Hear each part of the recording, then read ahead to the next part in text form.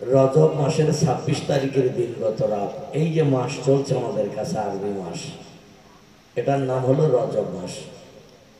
এই মাসের ২৬ তারিখের দিনগত রাত মক্কার কাবার চাতাল থেকে জান্নাতি উপগ্রহ চাপিয়ে পৃথিবীর ৩টি দেশ রসুলকে পরিভ্রমণ করিয়ে প্যালেস্টাইনের বাইতুল মুকাদ্দাসের চাতাল থেকে নবীজিকে গগন ভ্রমণ করানো হয়েছিল। নবীজি বলছেন, আমি চতুর্থ আসমানে যেয়ে দেখি সূর্য আল্লাহ সেখানে সেট করে রেখেছেন। সূর্য চতুর্থ আসমানে সেট করে রেখেছেন, আর সেখান থেকে লাইট দিচ্ছে। ৩টি আসমান ভেদ করে সূর্যের লাইট পৃথিবীতে আসছে। তাই আমরা বৈশাখ জ্যৈষ্ঠ মাসের গরম সহ্য করতে পারি না, আর সরাসরি সূর্য নেমে আসবে ১ মাইল মাথার উপরে, কিরণ দেবে। সেই রকম কিরণ পৃথিবীর মাটি গলে দিয়ে রস জ্বালিয়ে গুড় বানালে যেমন টকবক করে ফুট নেয়, পৃথিবীর মাটি ওই রকম গুড়ের মতো টকবক করে ফুট নিতে শুরু করবে। মানুষকে এই গুড়ের উপরে দাঁড়িয়ে থাকতে হবে ৫০,০০০ বছরের লম্বা দিন। আচ্ছা, কটা লোক আমরা পারবো সেদিন? পারা যাবে তো নাকি? না পারা যাওয়ার কথা বললেও হবে না, সেদিন পারতেই হবে। আল্লাহ পাক আমাদের সকলকে যেন তৌফিক দান করেন, এই বিপদের দিন ধৈর্য ধারণ করে আল্লাহ রহমত পাওয়ার অপেক্ষায় আল্লাহ আমাদের সকলকে জানেন ধৈর্য ধরে দাঁড়িয়ে থাকার তৌফিক দান করেন। সকলে বলুন আমিন। আমার ভাইরা, রাত গভীর হয়ে গেছে। এই গভীর রাত্রে ওয়াজ করা যেমন কষ্ট, শোনাও তেমন কষ্ট। এখন রসগোল্লার রস নিম ফলের মতো লাগবে। কি ফল বললাম? নিম ফলের মতো লাগবে। জ্যোতিবশ তত্ত্ববশ হবে, বুঝতে পেরেছেন? মানে বক্তা বলবে একরকম, নেতাজি পেঁয়াজি হবে। বক্তা নেতাজি বলবে, শ্রোতা পেঁয়াজি শুনবে। বক্তা জ্যোতিবশ বলবে, শ্রোতা তত্ত্ববশ শুনবে। মানে ঘুম ঢোলো ঢোলো ভাব আসলে যেমন অবস্থা হয়, এই রাতের গভীরে ঠিক তেমন অবস্থা হবে। যাই হোক, আমি কর্তৃপক্ষদের কাছে অনুরোধ রাখবো, আগামী বছর আল্লাহ যদি হায়াতে বাঁচিয়ে রাখে, 2টো বক্তা বলবেন। 9টা থেকে 11টা, 11টা থেকে 1টা শেষ করে দিয়ে তাবারক যা করেছেন, এর শেষবেলায় তো নিয়ে আলোক থাকবে না। এ থাকবে নাকি? শেষবেলা নিয়ে আলোক থাকবে না। শেষ পর্যন্ত কাকে দিতে হবে সেও আবার মিটিং করতে হবে। এজন্য বেশি বক্তা বলারও দরকার নেই, বেশি লাইটিং মাইকিং ডেকোরেটেড করে প্যান্ডেলওয়ালাদের আর বেশি পয়সা দেওয়ারও প্রয়োজন নেই। সংক্ষেপ করে অল্প খরচার ভিতরে বাৎসরিক একটা ইসলামে সব মাহফিল না করলেও কেবল দৃষ্টিকটুর নিন্দনীয় দেখায়। এই জন্য সংক্ষেপে শেষ করে দেওয়া ভালো। আল্লাহ সকলকে আমাদের ধৈর্য ধরার, সে মতো আমল করার তৌফিক দান করেন। সকলে বলুন আমিন। আলহামদুলিল্লাহ, আলহামদুলিল্লাহিল্লাযী হাদানা লিহাযা আমা কুন্না লাউলা আন হাদানাল্লাহ ওয়া আশহাদু আল্লা ইলাহা ইল্লাল্লাহু ওয়াহদাহু লা শারীকা লাহু শাহাদাতান মান আমানা বিল্লাহি ওয়া কাফারা বিজ্জিবতি ওয়াত তাগুত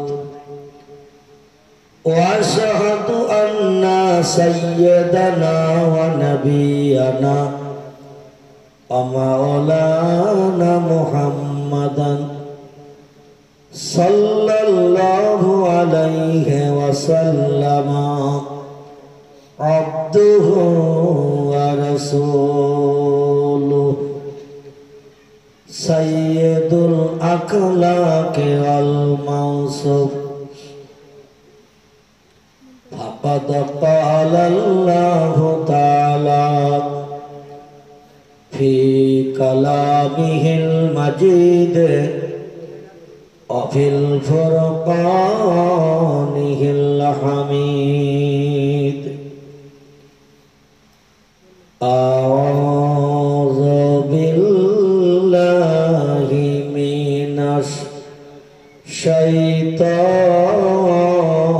الرجيم بسم الله الرحمن الرحيم يا أيها الذين آمنوا ادخلوا في السلم كافة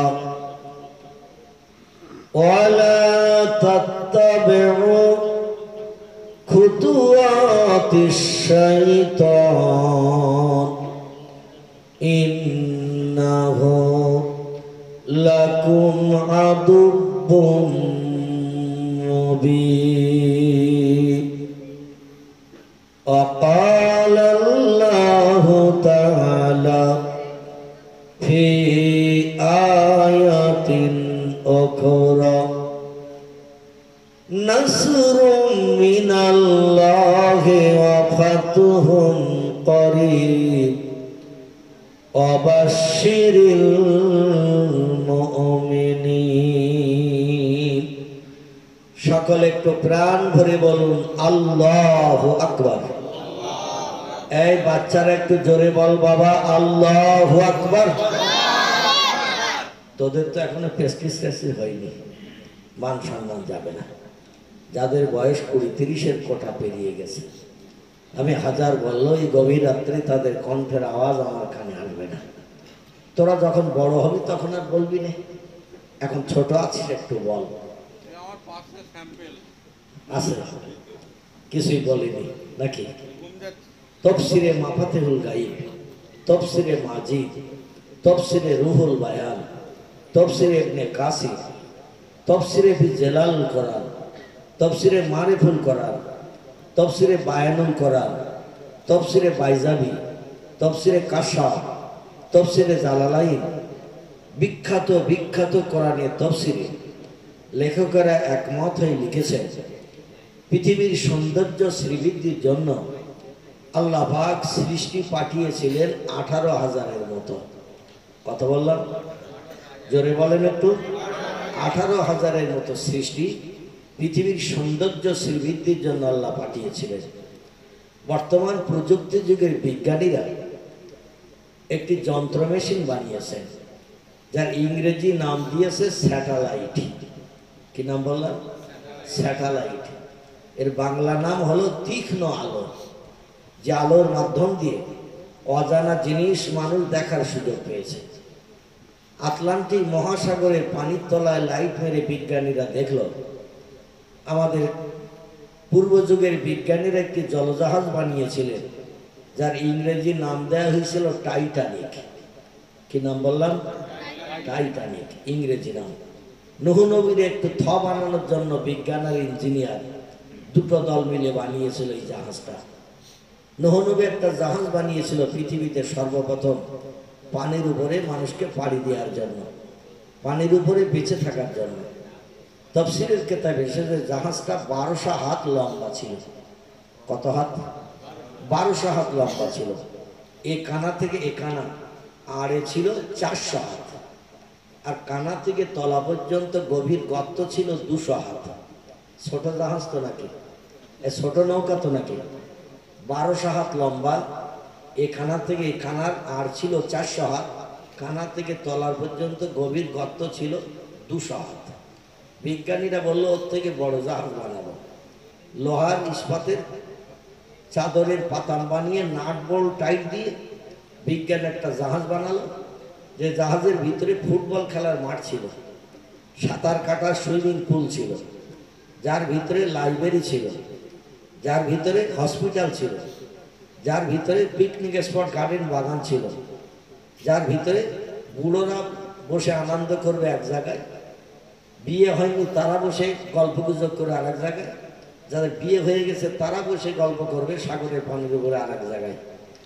আবার ৪,৫০০ যাত্রী ওই জাহাজের ভিতরে থাকার সুযোগ পাবে, খাবে এক জায়গায়, বিশ্রাম করবে এক জায়গায়, ঘুমাবে আরেক জায়গায়। জনগণ এর ভিতরে ঢুকলে মনে হতো কোনো গ্রামে ঘুরে ঘুরে বেড়াচ্ছে, জাহাজ বলে ধারণা হতো না।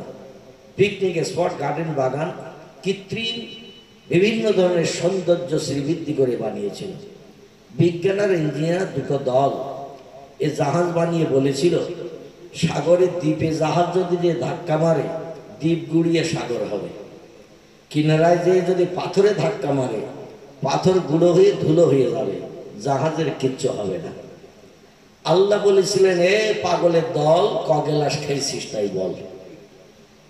কারণ ইন্নাল্লাহ আলা কুল্লি শাইইন কদির, আল্লাহ বলছেন আমি হলাম সব শক্তির ঊর্ধ্বে, আমার উপরে ক্ষমতার কারো নাই।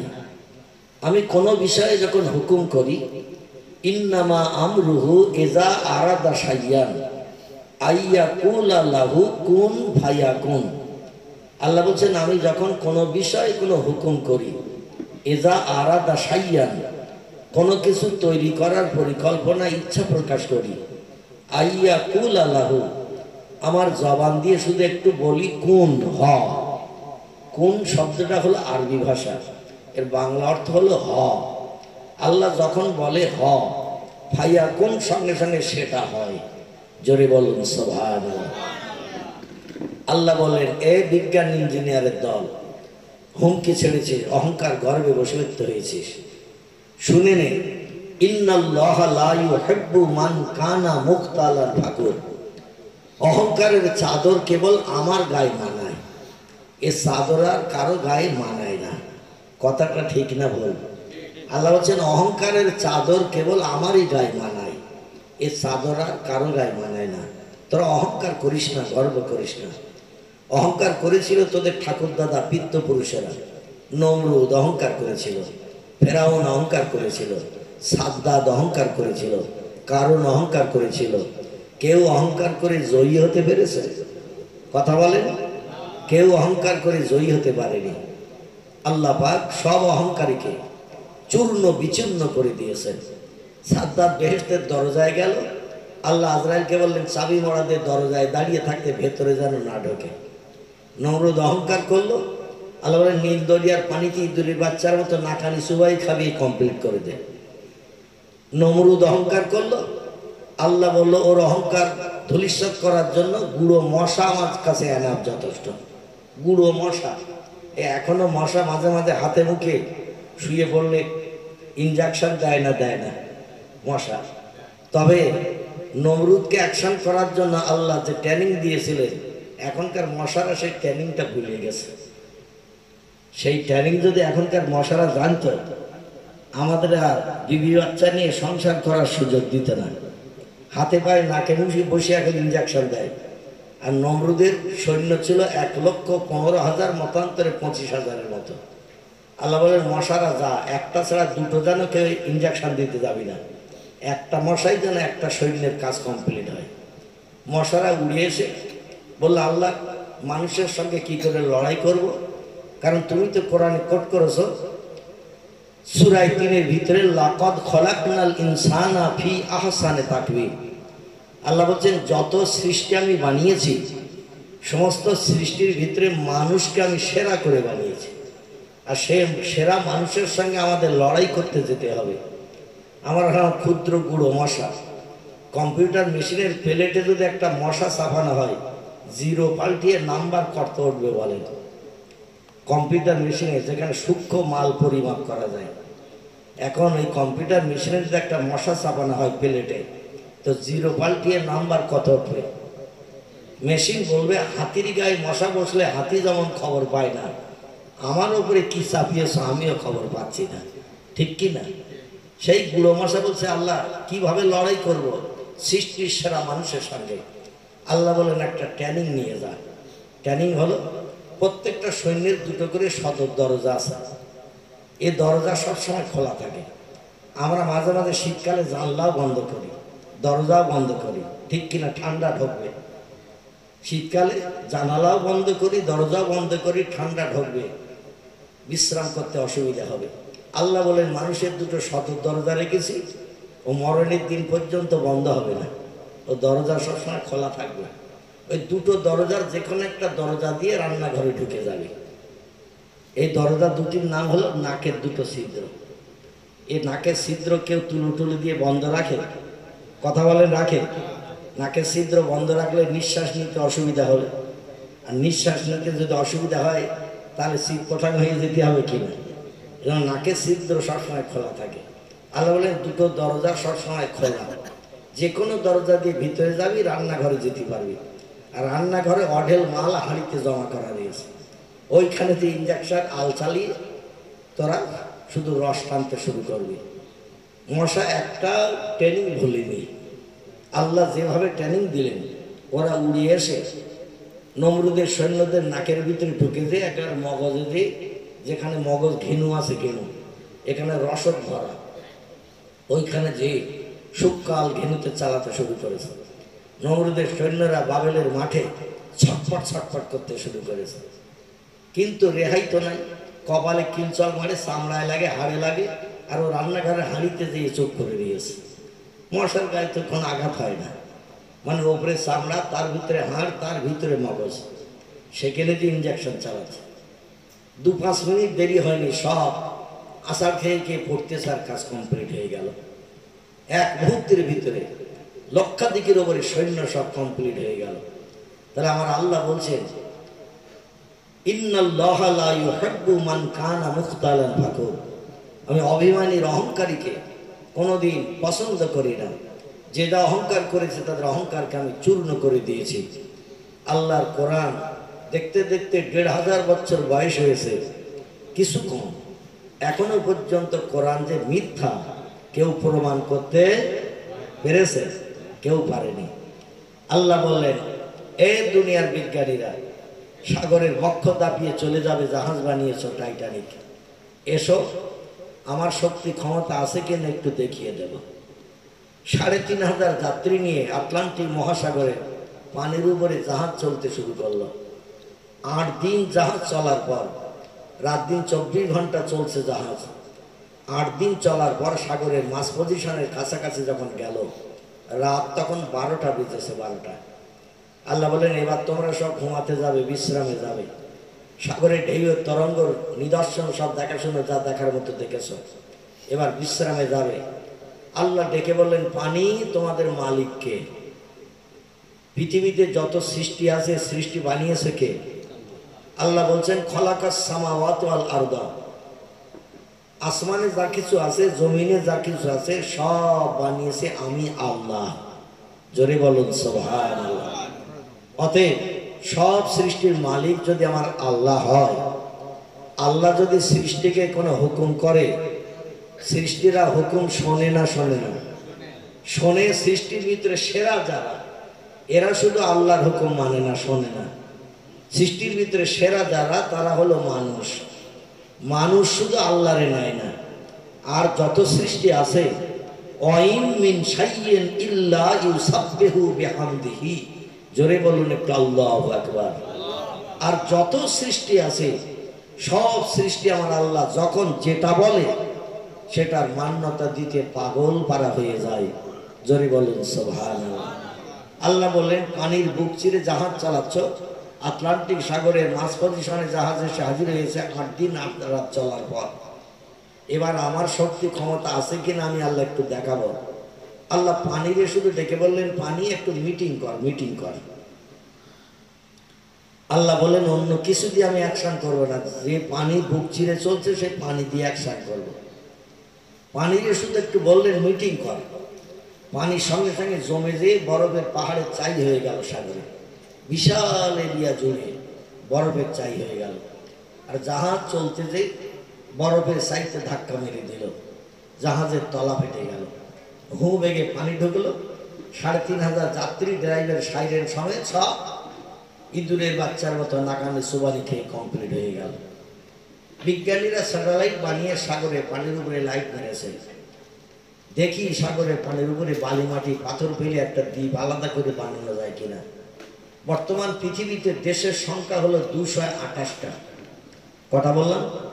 228টা দেশ আছে এই পৃথিবীতে। সব দেশ বানিয়েছে আমার আল্লাহ। সাগরের মাঝে পলি মাটি জমিয়ে, খোলা পানি জমিয়ে, বালিগুলো জমিয়ে দ্বীপ বানিয়েছে, দ্বীপে মানুষ বাস করছে। বিজ্ঞান বলল আমরা কিছু বানাতে পারবো না, তাহলে তো আমরা হোমলেস খেয়ে গেলাম। তো সাগরের পানির উপরে একটু লাইট মার, দেখ বালি মাটি পাথর ফেলে কোন জায়গায় একটা দ্বীপ বানানো যায়, নতুন করে জনগণকে বসবাসের সুযোগ করে দেব। আটলান্টিক মহাসাগরের মাঝ পজিশনে যে স্যাটেলাইট মারলো, মেরে দেখলো পানির গভীরতা হলো 14,500 ফুট। কত বললাম? 14,500 ফুট শুধু পানি, তার তলায় মাটি। বিজ্ঞান বলল এত পানি ভরাট করে বালি মাটি আর পাথর ফেলে দ্বীপ বানানো যাবে না। প্রশান্ত মহাসাগরে যে একটু লাইট মার, দেখ ওখানে পানি কম কিনা। সেখানে যে লাইট মেরে দেখা গেল প্রশান্ত মহাসাগরের পানির গভীরতা হলো 15,500 ফুট। কথা বললাম? বিজ্ঞান বলল চাষা আপন পরাণ বাসা, দ্বীপ বানানোর দরকার নাই। তবে লাইট মেরে ওরা দেখলো সাগরের পানির তলায় বিজ্ঞানীদের বানানো সেই টাইটানিক জাহাজ হাফ টাইম করতেছে তলায়। মানুষ যেটা খালি চোখে দেখতে পায় না সেটা দেখার সুযোগ পেল। জার্মান বলে একটি দেশ আছে, দেশ, এই দেশের সাগরের পানির উপরে লাইট মেরল বিজ্ঞানীরা। লাইট মেরে তারা একটা মাছের কাঁটার সন্ধান পেল লাইটের তীক্ষ্ণ আলোর মাধ্যম দিয়ে। মাছের কাঁটাটা আবার দুটো ভাগে বিভক্ত, এক ভাগে 40 অংশ, এক ভাগে 60 অংশ।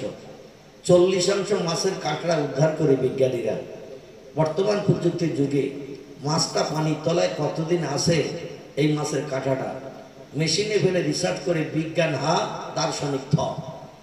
পৃথিবীর বিজ্ঞানীরা পৃথিবীর নিদর্শন দেখে কেউ বলেছে দুনিয়ার বয়স 10,000 বছর, কেউ বলেছেন 12,000 বছর, কেউ বলেছেন 15,000, কেউ বলেছেন 1 লাখ, কেউ বলেছেন 1.5 লাখ। যার মেমোরিতে যেমন জ্ঞান, বিভিন্ন সৃষ্টি নিয়ে রিসার্চ করে তথ্য দিয়েছে। আল্লাহ বলছেন পৃথিবীর বয়স কত, একটু মাছের কাঁটা নিয়ে মেশিনে ফেল।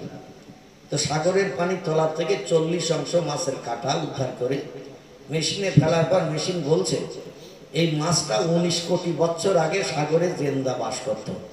জোরে বলেন সুবহানাল্লাহ। বিজ্ঞান হা হয়ে গেছে, দার্শনিক থ হয়ে গেছে। মাছটা 19 কোটি বছর আগে সাগরের পানির তলায় জেন্দা বাস করত। তার পৃথিবীর বয়স কত এ কি মানুষের পক্ষে তথ্য দেওয়া সম্ভব? কথা বলে, মানুষের পক্ষে তথ্য দেওয়া সম্ভব না। আল্লাহ বলছেন ওমা উতীতু মিনাল ইলমি ইল্লা কালিলা।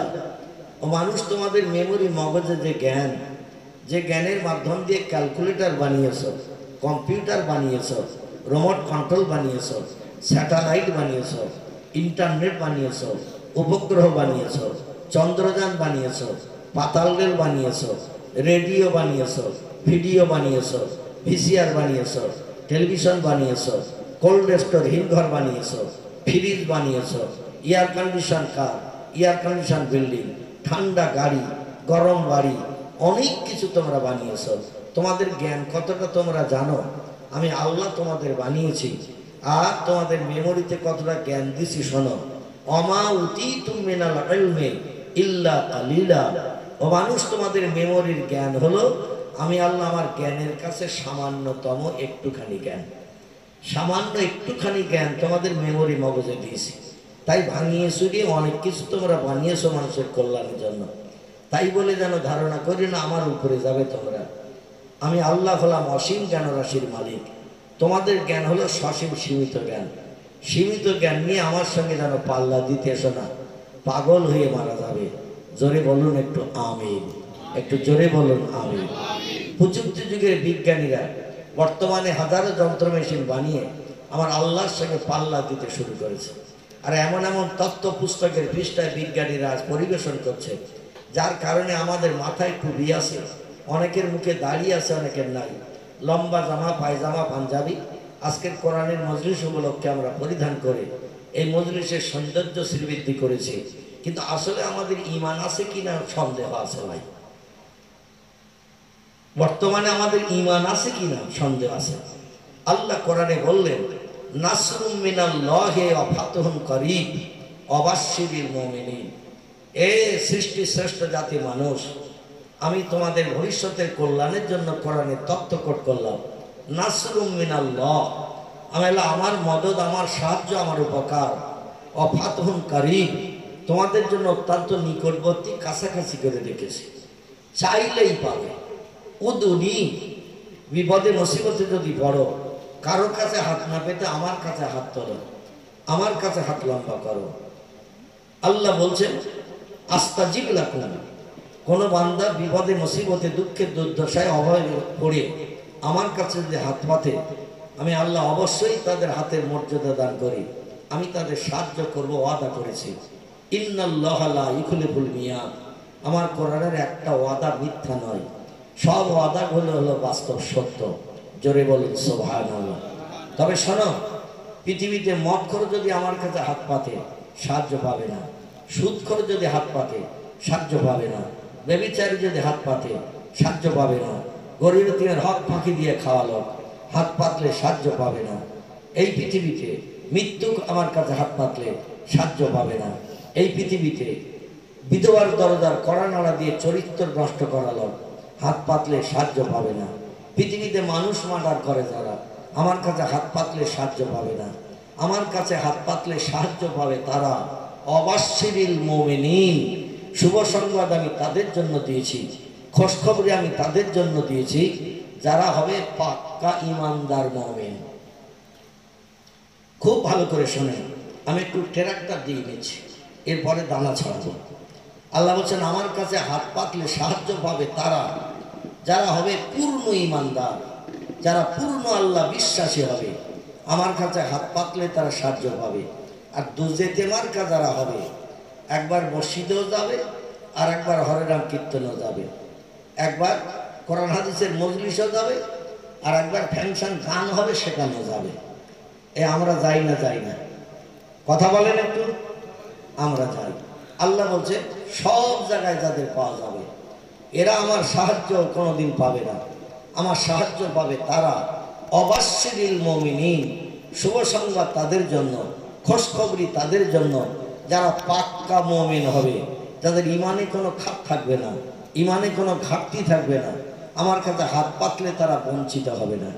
বর্তমান একবিংশ শতাব্দীর যুগ, আমি একটা ছোট্ট তত্ত্ব আপনাদের কাছে দিচ্ছি। পৃথিবীতে বর্তমান আমরা মুসলমানেরা সব থেকে বেশি দেশের রাজ সিংহাসনে বসে রাজত্ব পরিচালনা করছি। তাম পৃথিবীতে ইহুদিদের দেশ মাত্র একটি। কটি বললাম? তাম পৃথিবীতে 228টা দেশের ভিতরে একটা দেশের রাজ সিংহাসনে ইহুদিরা বসে রাজত্ব পরিচালনা করছে। দেশটির নাম হলো ইসরায়েল।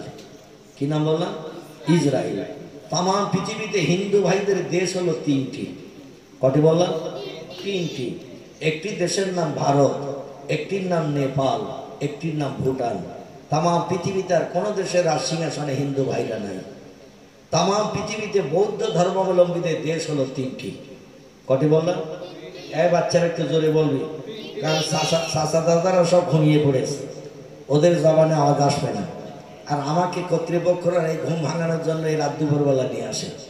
আমিও বড় মুসিবতের মাঝখানে আছি। সামনের বছর যদি 7টা 8টার দিকে হয় তাহলে আসবো, অন্যথায় সামনের বছর একটু ল্যাপস করে দেবো। কারণ এই রাত দুপুরবেলা নিম ফল দিয়ে দিয়ে আর কত আমি ডায়াবেটিসের রোগ নিবারণ করব। নিম ফল দিয়ে ডায়াবেটিসের রোগ নিবারণ করা সম্ভব হবে না। তো পৃথিবীতে বৌদ্ধদের দেশ, তাম পৃথিবীতে বৌদ্ধদের দেশ হলো 3টি। একটি দেশের নাম হলো চীন, একটি দেশের নাম হলো শ্রীলঙ্কা, একটি দেশের নাম হলো বর্মা মায়ানমার। কটা হলো? এই গুনতেছিস, তাবারও হবে না বলো? তাবারও হাত ছাড়া হবে গ্রহণ। একটি দেশের নাম হলো চীন, একটি দেশের নাম হলো শ্রীলঙ্কা, যার পূর্ব নাম ছিল সিংহল, বর্তমান নাম হলো শ্রীলঙ্কা, কুমার রণতুঙ্গার দেশ। একটি দেশের নাম হলো বর্মা মায়ানমার, যেখানকার মানুষেরা বিতাড়িত হয়ে বাংলাদেশের চট্টগ্রামে সব খোলা আকাশের নিচে বাস করছে। 10.5 লক্ষ মানুষ। কথা বললাম? আমি গতকালই বাড়ি এসেছি বাংলাদেশ থেকে, আবার সামনের বৃহস্পতিবারে যাব। 8 দিনের প্রোগ্রাম সেরে এসেছি। আল্লাহ অদমকে সারা বাংলাদেশ ঘোরাচ্ছে। ইউটিউব দেখলে আপনারা পাবেন আমার বক্তৃতার ক্যাসেট ইউটিভিতে মোটামুটি অটোমেটিক ছাড়তেছে না। তো যাই হোক, সারা বাংলাদেশে আল্লাহ ধনকে ঘোরাচ্ছে, সেখানে খোলা আকাশের নিচে বসবাস করছে। কটা লোকের ঘর বেঁধে দেবে সরকার? 10.5 লক্ষ মানুষ চট্টগ্রামের কুতুপালাম, রাঙামাটি, খাগড়াছড়ি এই সমস্ত এলাকায় তারা বসবাস করছে। দেশের জমিন আর ফিরে যেতে পারছে না, কারণ বার্মিজ সেনারা তাদের আর দেশে ঢুকতে দিচ্ছে না। আর আং সান সুকি এই বর্মা মায়ানমারের বর্তমান সরকারি রাষ্ট্রনেতা হিসেবে দায়িত্ব পালন করছেন যিনি, এ আর মুসলমানদের দেশের জমিনে ফিরে যেতে দেওয়ার কোনো অনুমতি দিচ্ছে না। রাষ্ট্রসংঘ হাজার চেষ্টা করলো, এখনো নিংরাজি করতে পারেনি, থুতু দিয়ে সিঁড়ি এখনো ভিজুতে পারেনি, যার কারণে তারা ভাড়া দিয়েছে। আমার ভাই ভাই, পৃথিবীতে খ্রিস্টানীদের দেশ বর্তমানে 35টি। কটি বললাম? 35টি দেশ। Japan, German, England, Holland, Poland, Italy, Brazil, Switzerland এ সমস্ত দেশের সিংহাসনে খ্রিস্টানরা বসে রাজত্ব চালাচ্ছে। ওদের দেশ বর্তমান পৃথিবীতে 35টি। আর আমরা যারা এই টুপিওয়ালা বসে আছি আজ, আমরা হলাম মুসলিম। মুসলমানদের দেশ বর্তমান পৃথিবীতে 57টি। কটি বললাম? 57টি। Iraq, Iran, Kuwait, Jordan, Arab, পারস্য, তুরস্ক, Libya, Nigeria, Indonesia, Malaysia, Bangladesh, Pakistan, Afghanistan, Tajikistan, Kazakhstan, Balochistan, Azerbaijan, Armenia, Saudi Arab, Arab আমিরশাহী, এমন করে আমার ভাইরা এই সমস্ত দেশগুলো সব মুসলমানদের দেশ। মুসলমানেরা বর্তমান 57টি দেশের রাজসিংহাসনে বসে রাজত্ব পরিচালনা করছে। তার সব থেকে বেশি দেশের রাজসিংহাসনে কারা? হিন্দুরা না বৌদ্ধরা না ইহুদি খ্রিস্টানীরা? সব থেকে বেশি দেশের রাজসিংহাসনে বসে রাজত্ব পরিচালনা করছে যারা, এরা হলো মুসলমান। মুসলমানেরা বেশি দেশের রাজসিংহাসনে বসে রাজত্ব চালানো সত্ত্বেও বর্তমান পৃথিবীতে জনসংখ্যায় মুসলমান হলো 2 নম্বর। ক নম্বর? মুসলমান হলো পৃথিবীতে জনসংখ্যায় 2 নম্বর। 1 নম্বর জনসংখ্যা সব থেকে বেশি যারা, তারা গৌতম বুদ্ধের নেতৃত্ব মেনে বসবাস করছে পৃথিবীতে, যাদের বৌদ্ধ ধর্মাবলম্বী বলা হয়। এরা পৃথিবীতে জনসংখ্যা এখন 1 নম্বর।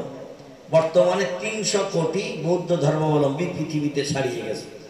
চীনের দেশে শুধু বৌদ্ধ ধর্মাবলম্বী বাস করছে 141,40,45,279 জন।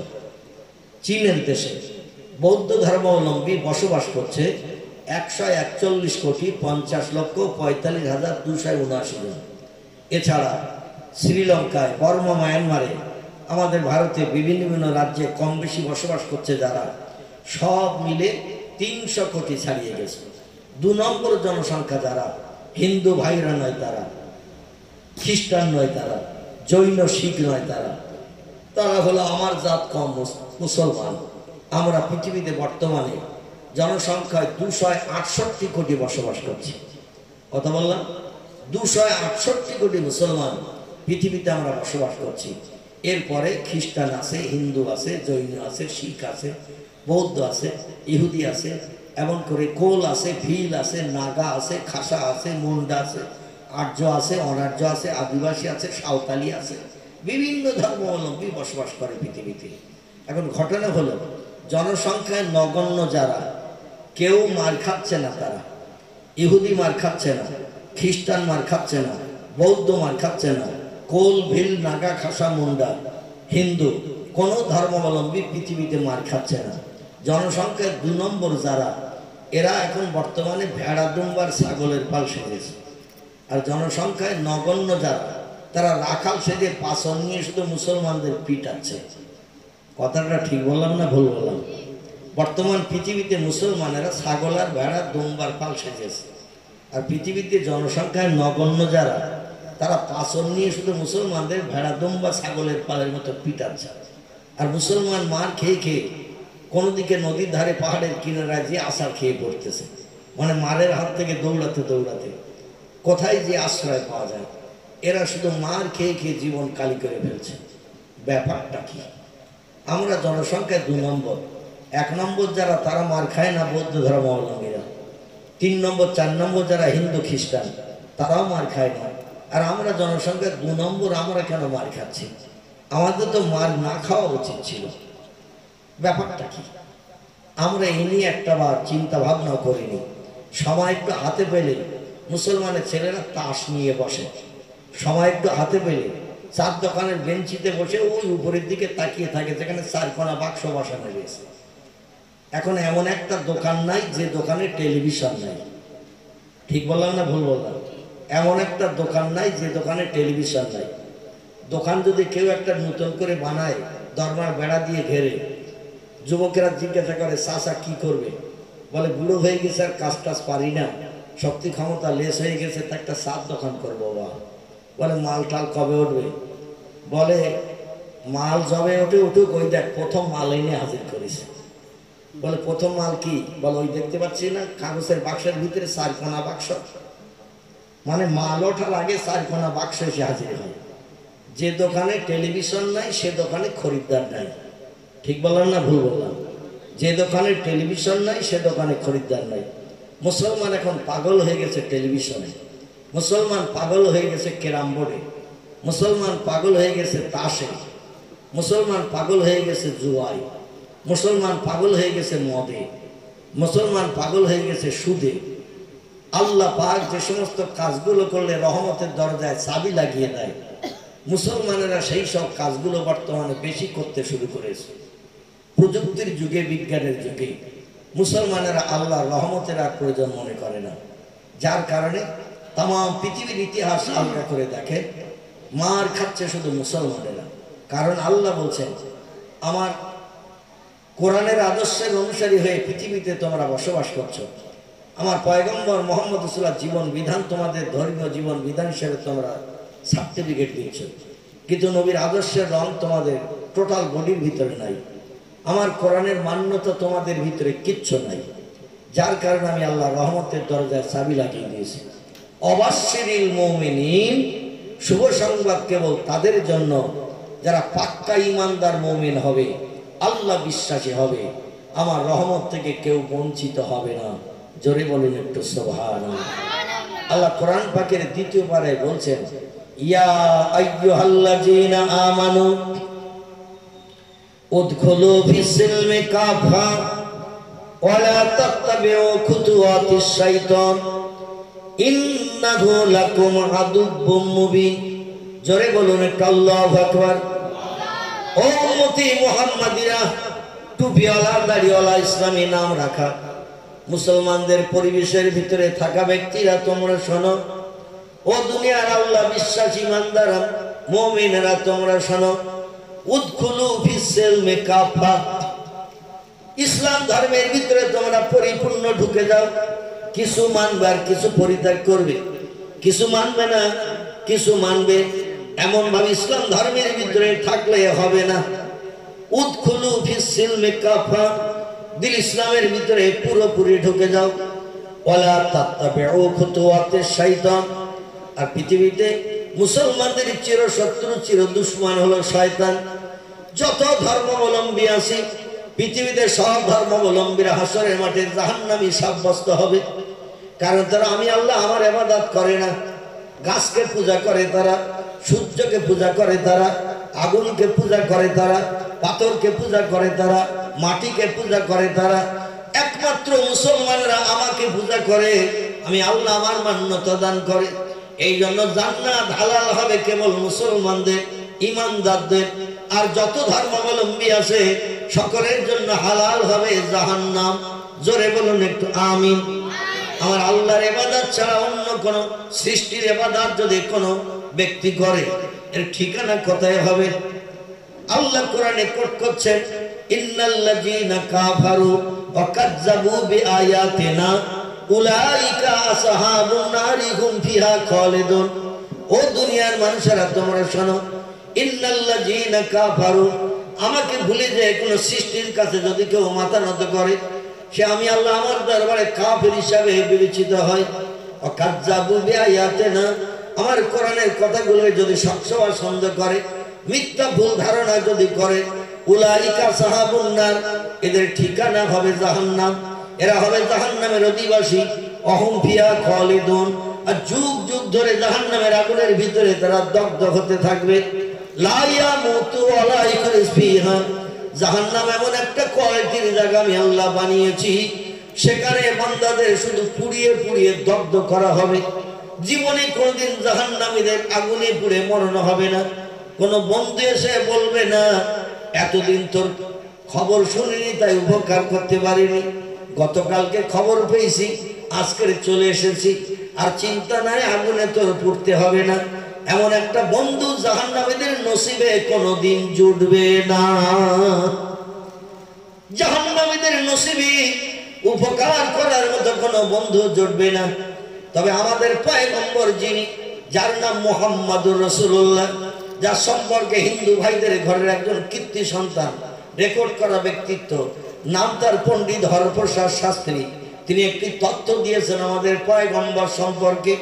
পণ্ডিত হরপ্রসাদ শাস্ত্রী বলছেন, বিধাতার তরফ থেকে মানুষের কল্যাণের জন্য যদি কোনো মহামানব এই পৃথিবীতে আবির্ভূত হয়ে থাকে, সে মহামানবের নাম হযরত মুহাম্মাদুর রাসূলুল্লাহ সাল্লাল্লাহু আলাইহি সাল্লাম। যদি কেউ বলে মুহাম্মদ রাসূলুল্লাহ বিধাতা প্রেরিত রাসূল নয়, আল্লাহর পাঠানো মহামানব নয়, আমি হরপ্রসাদ শাস্ত্রী বলছি, স্রষ্টার তরফ থেকে মানুষের কল্যাণের জন্য কোন মহামানব এই পৃথিবীতে কোনোদিন আবির্ভূত হয় নাই। মানুষের কল্যাণের জন্য যদি কোনো মহামানব এই পৃথিবীতে আবির্ভূত হয়ে থাকে, তিনি রামকৃষ্ণ পরমহংসদেব নন, তিনি বুদ্ধদেব নন, তিনি চৈতন্যদেব নন, তিনি গুরু নানক নন, তিনি মহাবীর নন, তিনি আচার্য কেশবচন্দ্র নন, তিনি মোজেস নন, তিনি যিশু নন, তিনি সক্রেটিস নন, তিনি বালক ব্রহ্মচারী নন। তিনি হলেন মক্কার জ্যোতি, মদিনার বাতি, আব্দুল্লাহর বেটা, মামিনার নয়নের মণি, যার মধুর নাম আল্লাহ নিজেই পছন্দ করে রেখেছে, মুহাম্মাদুর রাসূলুল্লাহ। জোরে বলুন একটু সাল্লাল্লাহু আলাইহি ওয়াসাল্লাম। আমরা যত মানুষ এখানে বসা আছি, আমাদের নাম বাপ, চাচা, দাদা, মসজিদের ইমাম, পাড়ার হাফেজ সাহেব, তাদের কাছ থেকে আমাদের বাচ্চা হলে নাম রাখা হয় ভালো নাম। ঠিক বললাম না ভুল বললাম? কোন বাচ্চা বাড়িতে জন্ম নিলে ভালো ভালো আল্লাহ মানুষের কাছ থেকে নাম শুনে নিয়ে রাখা হয়। একজন ব্যক্তির নাম পৃথিবীর মানুষের কাছ থেকে শুনে রাখা হয় নাই, আল্লাহ স্বয়ং নিজেই নির্বাচন করে পছন্দ করে নাম রেখেছেন। ওমা মুহাম্মাদুন ইল্লা রাসূলুন কদ খালাত মিন ক্বাবলিহির রাসূল। জোরে বলুন একটু আল্লাহু আকবার। আল্লাহ বলছেন, যারে না বানালাম আমি কিছুই বানাতাম না। হাদিসে কুদসির ভিতরে এসেছে, লাউলাকা লামা খালাকতুল আফলাক। আল্লাহ বলছেন, আমি কোনো কিছুই বানাতাম না সৃষ্টির পূর্বে আমার মুহাম্মদ রাসূলুল্লাহকে যদি আমি সর্বাগ্রে না বানাতাম।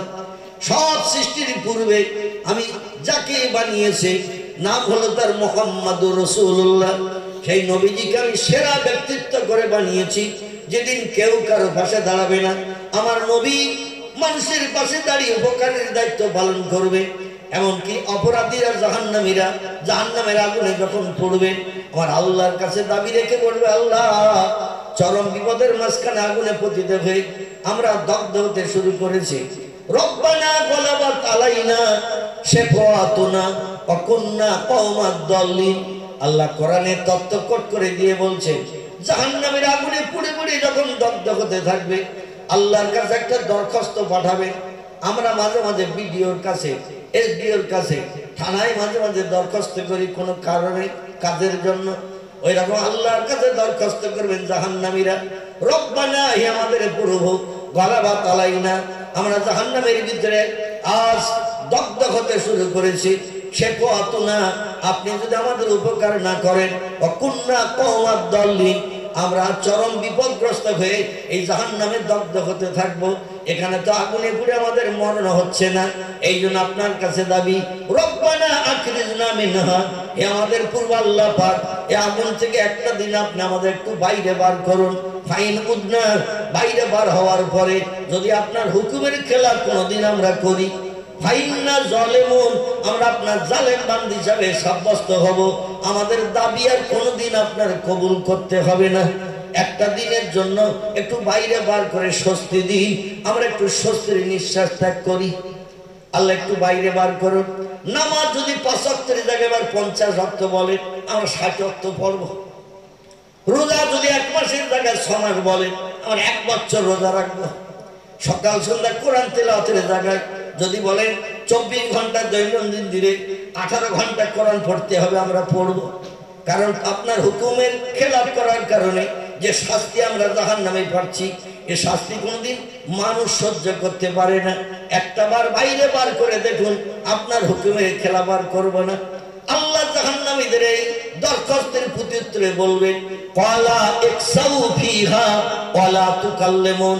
রে জাহান্নামীরা, যেখানে আগুনে পুড়ে মরছিস ওইখানেই পুড়ে মর, তোদের সঙ্গে আমি আল্লাহ কথা পর্যন্ত বলবো না।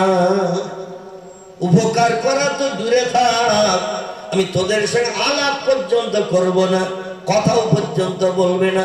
জাহান্নামীরা নিরাশ হয়ে যাবে যে আল্লাহ জাহান্নাম বানিয়ে অপরাধীদের শাস্তি দিচ্ছে। সেই জাহান্নামীরা আল্লাহর কাছে দরখাস্ত করে বিফল হয়ে যাবে।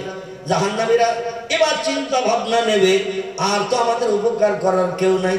ফেরেশতাদের কাছে দাবি করেছিলাম, ফেরেশতারা তোমরা একটু আল্লাহর কাছে বলো, ফেরেশতারা আল্লাহর কাছে বলো, আল্লাহ একটা দিন যেন আমাদের একটু উপকার করেন। ফেরেশতারা বলবেন, আওয়ালাম তাকুম তাতিকুম। আল্লাহর বান্দা বান্দিরা, দুনিয়ার জমিনে ৬৭ বছর হায়াতে বেঁচে ছিলে, আলেম ওলামারা কি জাহান্নামের কথা বলেনি? নবী আম্বিয়ারা কি জাহান্নামের কথা বলেনি? মসজিদ ইমাম জুমার দিন মেহরাবে দাঁড়িয়ে খুতবার ভিতরে আল্লাহর আযাবের কথা কি কোনোদিন বলেনি? আলাম তাকু তাতিকুম রাসূলুকুম বিল বায়্যিনাত। নবীদের কাছ থেকে, পীর ওলিয়া উলিয়াদের কাছ থেকে, আলেম ওলামাদের কাছ থেকে জাহান্নামের আযাবের কথা কি কোনোদিন শোনো নাই? সবাই বলে কলু বালা। আলেম ওলামারা বলেছিল, পীর ওলিয়া উলিয়া বলেছিল, নবী আম্বিয়ারা উপদেশ দিয়েছিল। আমরা উপদেশ সেদিন দুনিয়ার জমিনে কান ঝাড়া মেরেছিলাম, উপদেশ সেদিন শুনলি, এখন যেমন শুনলি না। হাজার আলেম ওলামা ওয়াজ করতেছে, মসজিদে মুসল্লি বাড়ে না। এ ঠিক বলে না, ভুল বলে? মসজিদে মুসল্লি বাড়ে না, রমজানের রোজাদার বাড়ে না। মানে যা ছিল তাই, চাচার দাদা যুবকের দল চার দোকানে রমজান মাসে বেশি বেশি করে চা খায়। আবার মাঝে মাঝে রোজাদার বুড়ো চাচা যখন যায়, চাচারা বলে, আসেন চাচা, 1 কাপ চা খেয়ে যান। চাচা বলে, এই রোজায় আছি জানিস না? বলে, তুমি রোজায় আসো, খাবে না, তাই একটু ঠাট্টা করে দেখতেছি। অন্য সময় তোমার ডাকবো না, কারণ 1 কাপ চার দাম 5 টাকা 7 টাকা, বেকার তোমার দিয়ে কি লাভ হবে? এখন রোজায় আসো, খাবা না, তাই দেখতেছি।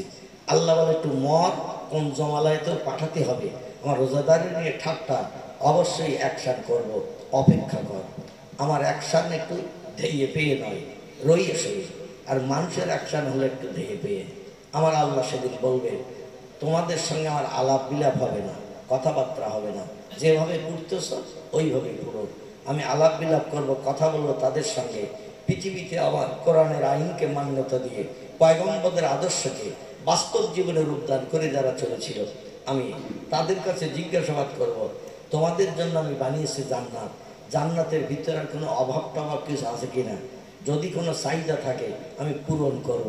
জোরে বলুন সুবহানাল্লাহ। আল্লাহ জান্নাতের দরজা এসে বলবেন, ইয়া আসহাবাল জান্নাত, এ জান্নাতীরা, পৃথিবীতে জাহান্নামের ভয়ে ভীত হয়ে আমার জান্নাত হালাল বানানোর চিন্তা ভাবনা নিয়ে আমল করেছে, ইবাদত বন্দেগী উপাসনা করে কবরস্থ হয়েছ, কবর থেকে আসরে হাজির করে বিচার করিয়ে তোমাদের আমল নামার থলি, সওয়াবের থলি ভারী হওয়ার কারণে জান্নাত হালাল বানিয়ে দিয়েছি। এখন জান্নাতের ভিতরে তোমরা কেমন আছো বলো? আমি কোরআনে যা যা বর্ণনা করেছিলাম তোমাদের দেব বলে, তা তা পেয়েছো কিনা বলো? জান্নাতীরা বলবে, আল্লাহ কোরআনের বর্ণনা যা শুনেছি তার থেকে হাজার হাজার গুণে বেশি পেয়ে গেছি। জোরে বলুন সুবহানাল্লাহ। এত নেয়ামত জান্নাতের ভিতরে আপনি রেখে দিয়েছেন, আমরা জীবনে কল্পনা করে বুঝতে পারিনি। আল্লাহ বলবেন, তাহলে আর কিছু লাগবে থাকবে নাকি? জান্নাতীরা বলবেন, আল্লাহ যা আমাদের চাহিদা ছিল তার থেকে বেশি আমরা পেয়ে গেছি, তবে একটা অভাব আমাদের এখনো মিটেনি। আল্লাহ বলবেন, মাহিয়া, কিসের অভাব তোমাদের এখনো রয়ে গেছে জান্নাতের ভিতরে থাকতে? জান্নাতীরা বলবেন, জান্নাতের ভিতরে পিকনিক স্পটে, গার্ডেনে সব সুন্দরী হুদদের নিয়ে ঘুরে বেড়াচ্ছি। জান্নাতে হুরিদের বয়স করা হবে 18 বছরের। কত বললাম? 18 বছরের হুদদের বয়স করা হবে। কান্না হুন্না ইয়াকুতু আল মারজান ফি হিন্না খায়রাতুন হিসান হুরুম মাকসুরাতুন ফিল খিয়াম। জোরে বলুন একটু সুবহানাল্লাহ। এত অপরূপা সুন্দরী যুবতী মেয়ে আল্লাহ জান্নাতে বেটা ছেলেদের সেবা করার জন্য বানিয়ে রাখবেন। জান্নাতে একটা হুর যদি পৃথিবীতে নেমে আসে আর দুনিয়ার সব দেশের মেয়েদের ভিতর থেকে ছাঁটাই করে বাছাই করে একটা মেয়েরে যদি বিশ্ব সুন্দরী বানানো হয়, হুরের পাশে যদি তার দাঁড় করিয়ে দেওয়া হয়, আর দুনিয়ার যুবকদের যদি বলা হয় কোনটা তোমার পছন্দ, একটা হুর দাঁড়িয়ে আছে আর একটা বিশ্ব সুন্দরী, সব দেশের মেয়েদের ভিতর থেকে 1 নম্বর ফার্স্ট ক্লাস যে তারে দাঁড় করে দেওয়া হয়েছে, কোনটা তোমার পছন্দ? দুনিয়ার যুবক বলবে জান্নাতে হুর আমার পছন্দ। জোরে বলেন সুবহানাল্লাহ। যদি তারে বলা হয় দুনিয়ার 228টা দেশের মেয়েদের ভিতর থেকে এই মেয়েটা ফার্স্ট ক্লাস ফার্স্ট, এজন্য এর বিশ্ব সুন্দরী খেতাব দেওয়া হয়েছে, এই মেয়েটা তোমার পছন্দ হয় না? যুবক বলে জান্নাতে হুর যদি না থাকতো তাহলে মেয়েটা আমার পছন্দ করতে হতো, কারণ ভালো ছেড়ে কেউ খারাপ নিতে চায় না, এই জন্য আমি দুনিয়ার বিশ্ব সুন্দরী পছন্দ করতে পারছি না। যুবককে যদি বলা হয় জান্নাতে হুরের কাছে দুনিয়ার বিশ্ব সুন্দরী তোমার নজরে কিরাম লাগতেছে, আল্লাহ নবী তিরমিজি সাহেবের হাদিসে বলেছেন, দুনিয়ার যুবক বলবে এই বিশ্ব সুন্দরী মেয়েটা আমার নজরে পায়খানার মতো লাগতেছে। কিসের মতো? পায়খানার মতো। পায়খানা ভালো জিনিস তো নাকি? কাউরে যদি বলা হয় হাত পা 5 দেব, এই নেবে কেউ? কেউ নেবে? বলবে নোংরা জিনিস হাতে লাগালে হাত নোংরা হবে, দুর্গন্ধ নাকে লাগবে, এই জন্য গিফট আমার লাগবে না। পায়খানার ধারে পাশে যেমন কেউ যেতে চায় না, দুনিয়ার বিশ্ব সুন্দরী ধারে পাশে কেউ যাবে না, জান্নাতে হুরের জন্য পাগল হয়ে যাবে। এই জান্নাতে হুর 18 বছরের সুন্দরী মেয়ে এক একটা বেহেশতের যুবককে পরিষেবা দেওয়ার জন্য, জান্নাতের ভিতরে সুখে বসবাস করার জন্য এক একটা যুবককে আল্লাহ হুর দান করবেন 70টা। কটা? 70টা হুর আমার আল্লাহ দান করবেন এক একটা বেটা ছেলের সেবার জন্য। দুনিয়ায় কোন লোক যদি 4টে বিয়ে করে, 4টে, কোরআনে আল্লাহ কোট করেছেন ফানকিহু মা তাবা লাকুম মিনান নিসা মাসনা সুলাসা ওয়া রুবা ফাইন খিফতুম আল্লাহ তাআদিলু ফাওয়াহিদাতান আল আকিদ। আল্লাহ পুরুষদের জন্য একটা বাড়তি ফ্যাসিলিটি দিয়েছে। ও দুনিয়ার যুবক ছেলেরা, চরিত্র নষ্ট করবে না, পশুর মতো চরিত্র বিকিয়ে দেবে না, চরিত্র সংরক্ষণ করে পৃথিবীতে চলো, কারণ যার চরিত্র নাই তার কিছু নাই। গুপ্তাঙ্গের হেফাজত করে চলবে। তোমার গুপ্তাঙ্গের হেফাজতের জন্য প্রয়োজন যদি হয় 4টে স্ত্রী, তুমি 4টে মেয়েকে বিয়ে করে সংসার জীবনে সুখ ভোগ করতে পারবে। আমি আল্লাহ তোমাদের জন্য বৈধ হালাল ঘোষণা করলাম। তবে ফাইন খিফতুম, যদি তোমার ভয় হয়, চিন্তা হয়, আল্লাহ তাআদিলু, সব স্ত্রীর সঙ্গে ব্যবহার সমান করতে পারবে না, ফাওয়াহিদাতান, তার স্ত্রী একটা রাখবে, একটার বেশি যেন বিয়ে করবে না। সবার সঙ্গে যদি ব্যবহার সমান করতে পারো তাহলে 4টে বিয়ে করো, আর সবাইকে যদি সমান চোখে দেখতে না পারো একটার বেশি যেন বিয়ে করবে না। একাধিক বিয়ে করে সব স্ত্রীকে যদি সমান মর্যাদা না দাও, কবরে আসলে তোমাকে কিন্তু গাপ কটা করে ছেড়ে দেওয়া হবে। কি কটা করবে? গাপ কটা করে ছেড়ে, গম পেশাই করে ছেড়ে দেওয়া হবে। বর্তমানে আমাদের দেশে কোনো ব্যক্তি ব্যবসা বাণিজ্যে একটু লাভবানি বেশি হয়েছে, ইটভাটার ব্যবসা, মাছের ঘেরির ব্যবসা, সোনার ব্যবসা, বিভিন্ন ব্যবসা একটু লাভবানি বেশি হয়েছে, টাকার জায়গা পায় না, 2-3টে বিয়ে করেছে, 2-3টে বিয়ে করে সংসার জীবনে আনন্দ করতে চেয়েছে। এখন যাদের 3টে বউ আছে ঘরে, এ দেখবেন রাতের বেলা রাত 11:30-12টার দিকে চার দোকান যখন বন্ধ হয়, ও দোকান ছেড়ে কিন্তু বাড়ি আসে না। চায়ের দোকানদার বলছে চল মিন্টু বাড়ি যাই, খরিদ্দার আর নাই, দোকান খুলে মশার কামড় খেয়ে কি দরকার। মিন্টু বলছে চাচা তুমি বাড়ি যাও ঝাঁপ ফেলে, আমি তোমার চার দোকানের বেঞ্চিতে ঘুমাবো। চাচা বলছে বেঞ্চিতে ঘুমালে মশা তো মৌপোকার মতো ধরে সেকে ধরবে। বলছে তোমার চায়ের দোকানের বেঞ্চিতে মশার কামড় খেয়ে ঘুমানো ভালো, তো বাড়ি যাওয়া ভালো না। চাচা বলছে হ্যাঁ ব্যাপার তো বুঝতে পারি না, এক বলতে তো 3টে বউ, তাই তুই বাড়ি যাচ্ছি না, আর আমাদের একটা বউ, তাই মন আনসান করতেছে কখন বাড়ি যাব। খোকার মার পটল ছাড়া চোখের চাউনি দেখবো, লাল ঠোঁটের ভিতরে সাদা দাঁতের মুচকি হাসি দেখবো, কলিজার গরম পানি করব।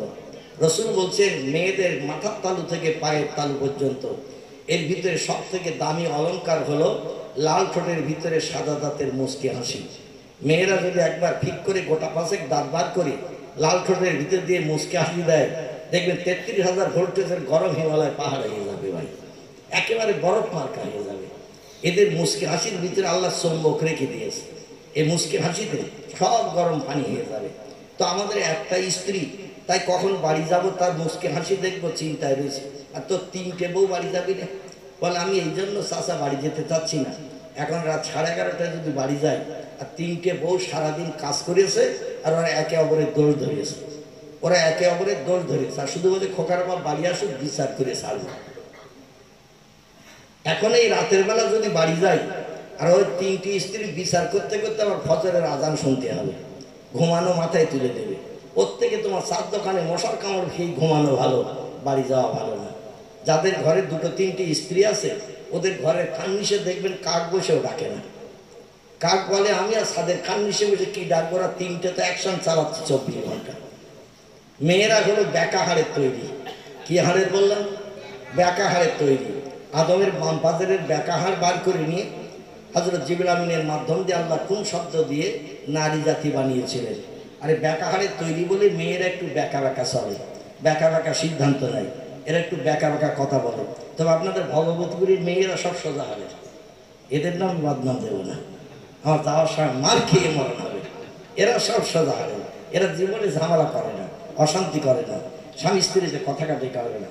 কিন্তু অধিকাংশ জায়গায় মেয়েরা অশান্তি বাঁধায়, কারণ এদের ব্যাকা হাড় দিয়ে বানানো হয়েছে, একটু ব্যাকা ব্যাকা সিদ্ধান্ত নেয়। আল্লাহর একজন প্রেমিক বান্দার কথা একটু টুক করে মনে পড়ে গেল। লোকটির নাম বিখ্যাত আল্লাহর ওলি, নাম তার শেখ সাদি রহমাতুল্লাহ আলাইহি। কি নাম বললাম? শেখ সাদি, শেখ সিরাজি, পারস্যের দেশের অধিবাসী। ইনি দিন মজুরি গরিব মানুষ ছিলেন, কিন্তু মোরাকাবা মশাদার সবক নষ্ট করে রাত জেগে আল্লাহর নামে তসবিহ পাঠ করে একজন উচ্চ র্যাঙ্কের ওলি হয়ে গিয়েছিলেন।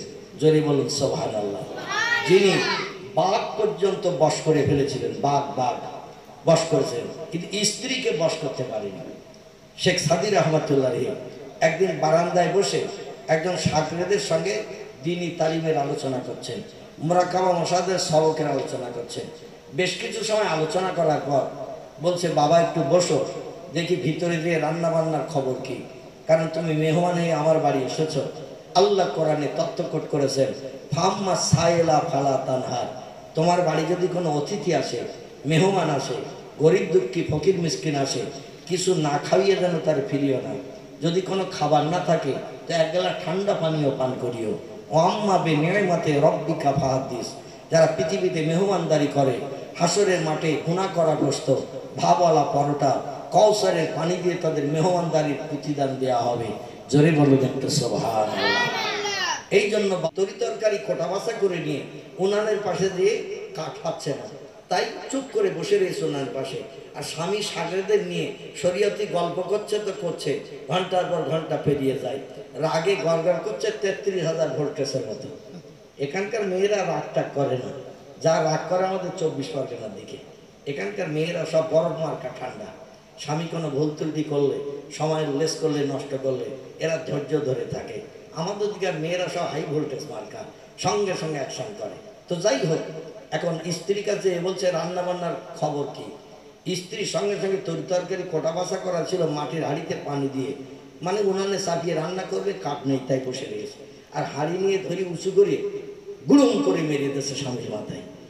মাটির হাঁড়ি উঁচু করে স্বামীর মাথায় মেরে দিয়েছে, আর হাঁড়ির তলা ভেঙে দিয়ে মাথা গিলে কাঁধে হাঁড়ির কানা বেঁধে গেছে। তরকারিগুলো দেহ দিয়ে গড়িয়ে, পানি টানি গড়িয়ে সব তলায় পড়ে গেছে। শেখ সাদি রহমাতুল্লাহ আলাইহির মাথায় হাঁড়ি মারার কারণে হাঁড়ির তলা ভেঙে দিয়ে মাথা গিলে কাঁধে হাঁড়ি বেঁধে গেছে। আচ্ছা, আমাদের স্ত্রীরা যদি এইরকম হাঁড়ি টাড়ি মারে, আমরা আস্ত রাখবো তো নাকি? হ্যাঁ, 11 কিলোমিটার দূর থেকে বিয়ে করে নিয়েছে, তোরে 27 কিলোমিটার দূরের থেকে বিয়ে করে নিয়েছে, আর হাঁড়ি ভেঙে আসলে আমার মাথায় মেরেছিস, এ আস্ত রাখবো তো নাকি? গরুমারা পাচন দিয়ে কালী পুজোর ঢোল বাজানোর মতো কত বাজাবো তার ঠিক নেই। ঠিক বললাম না ভুল বললাম? কত বাজাবো তার ঠিক নাই। শেখ সাদির অ্যাকশনটা একটু উল্টো। শেখ সাদি রহমাতুল্লাহ আলাইহি মাটির হাঁড়ি কাঁধে বেঁধে গেছে, ডেকে বলছে, সত্যি তুই আমারে খুব ভালোবাসিস, তুই আমারে খুব মহব্বত করিস, তোর মতো স্বামী ভক্তি পারস্যের দেশের কোনো মেয়েরা করে না। স্ত্রী বলছে, হাঁড়িটা রাগের বসে মারলাম, তলা ভেঙে তরকারি সব গড়িয়ে দেহ দিয়ে পড়ে গেল, হাঁড়িটা শেষ হয়ে গেল।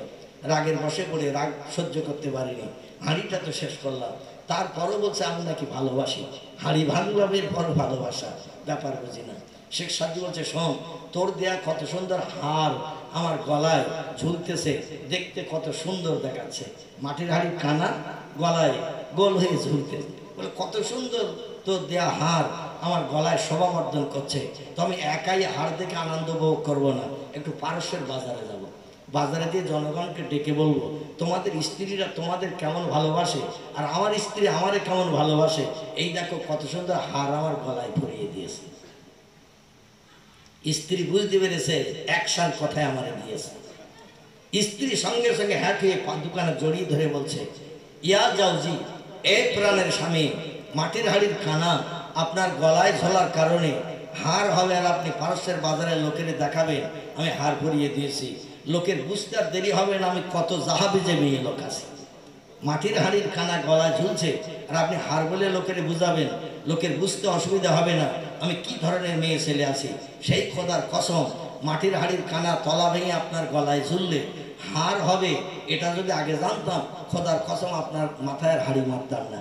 তবে এই হাড়ির কানা নিয়ে আর বাজারে যাবেন না, বাজারে গিয়ে লোকের দেখালে জীবনে আমি আর রাস্তায় বেরিতে পারবো না, লোক আমার দেখে বলবে সে হাড়ি মারা মেয়ে লোক, এ বলবে না বলবে না, এ হাড়ি মারা মেয়ে ছেলে, ওই সেই যাচ্ছে শেখ সাদের স্ত্রী, ঠাট্টা বিদ্রুপ করবে। এজন্য আমি আজকে কসম খাচ্ছি আপনার মাথায় কোনোদিন হাড়ি মারবো না। জোরে বলুন সুবহানাল্লাহ। হুজুর হাড়ির খানা গলায় করে নিয়ে বারান্দায় এসে বলছে বাবা রান্না বান্নার একটু দেরি আছে বাবা। সাগরেদ বলছে হুজুর আমি বারান্দায় বসে জানলা দিয়ে সব দেখেছি, কি ঘটনা ঘটেছে না ঘটেছে, রান্নাঘরে কি আলোচনা চলছিল আমি জানালার ফাঁকা দিয়ে সব দেখেছি। হুজুর খাবার আর দিতে হবে না, আমি বাড়ি যাচ্ছি। শেখ সাদি বললেন বাবা কি করা যাবে, এই রকম একটু চাহাবে যে মেয়ে ছেলে নিয়ে আমার সংসার করতে হয়। সাগরেদ বলছে হুজুর বেয়াদবি যদি না নেন একটা কথা বলবো আপনার কাছে। শেখ সাদি ডেকে বলছেন ও বাবা সাগরেদ কি তুমি বলতে চাইছো বলো বাবা। বলে হুজুর শরীয়তে তো একাধিক বিয়ে করা যায়, এই রকম অশান্তিওয়ালা স্ত্রী নিয়ে কিভাবে আপনি সংসার করেন, আপনি আর একটা বিয়ে তো করতে পারেন সংসার জীবনের সুখ ভোগের জন্য। শেখ সাদি বললেন বাবা সাগরেদ আল্লাহ কোরআনে একসঙ্গে 4টি বিয়ে করে সংসারে সুখ ভোগ করার জন্য অনুমতি দিয়েছেন, কিন্তু আমি একটা স্ত্রী নিয়ে এখানে এই সংসারে অশান্তির ভাগাভাগি করে নিয়ে বোধ করে চলি, তুমি কি জানো? সাগরেদ বলে ভালো সাথী আমার ওস্তাদ হুজুর গো, জানা থাকলে আমি কি আর বলি জিজ্ঞাসা করি। শেখ সাদি বললেন বাবা ইচ্ছা করলে এখনো 3টে বিয়ে আমি করতে পারবো কোরআনের আইন মোতাবেক, মানে আল্লাহ একসঙ্গে 4টি স্ত্রী রাখার অনুমতি দিয়েছেন, কিন্তু আমি একাধিক বিয়ে কেন করি না তুমি কি শুনবে বাবা? সাগরেদ বলতে হুজুর বললে খুশি হই। শেখ সাদি বলছেন বাবা আল্লাহর পয়গম্বর মুহাম্মদ রাসূলুল্লাহ জানিয়ে দিয়েছেন মেয়েদের কাছে শয়তান থাকে 2টো। কটা? মেয়েদের কাছে শয়তান থাকে 2টো আর ছেলেদের কাছে শয়তান থাকে 1টা।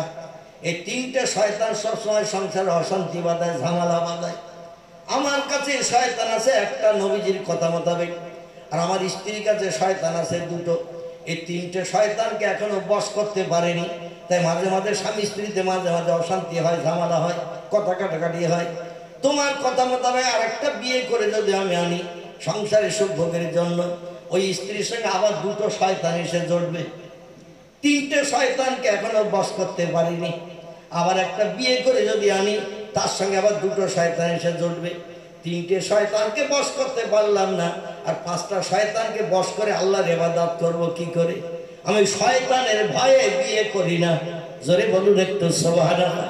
আর আমাদের যদি একটু টাকা পয়সা বেশি হয়ে যায়, ব্যবসায় যদি একটু লাভ বেশি হয়ে যায়, 11 জায়গায় 7টা বউ নিয়েছে, ঠিক বলে ভুল বললাম?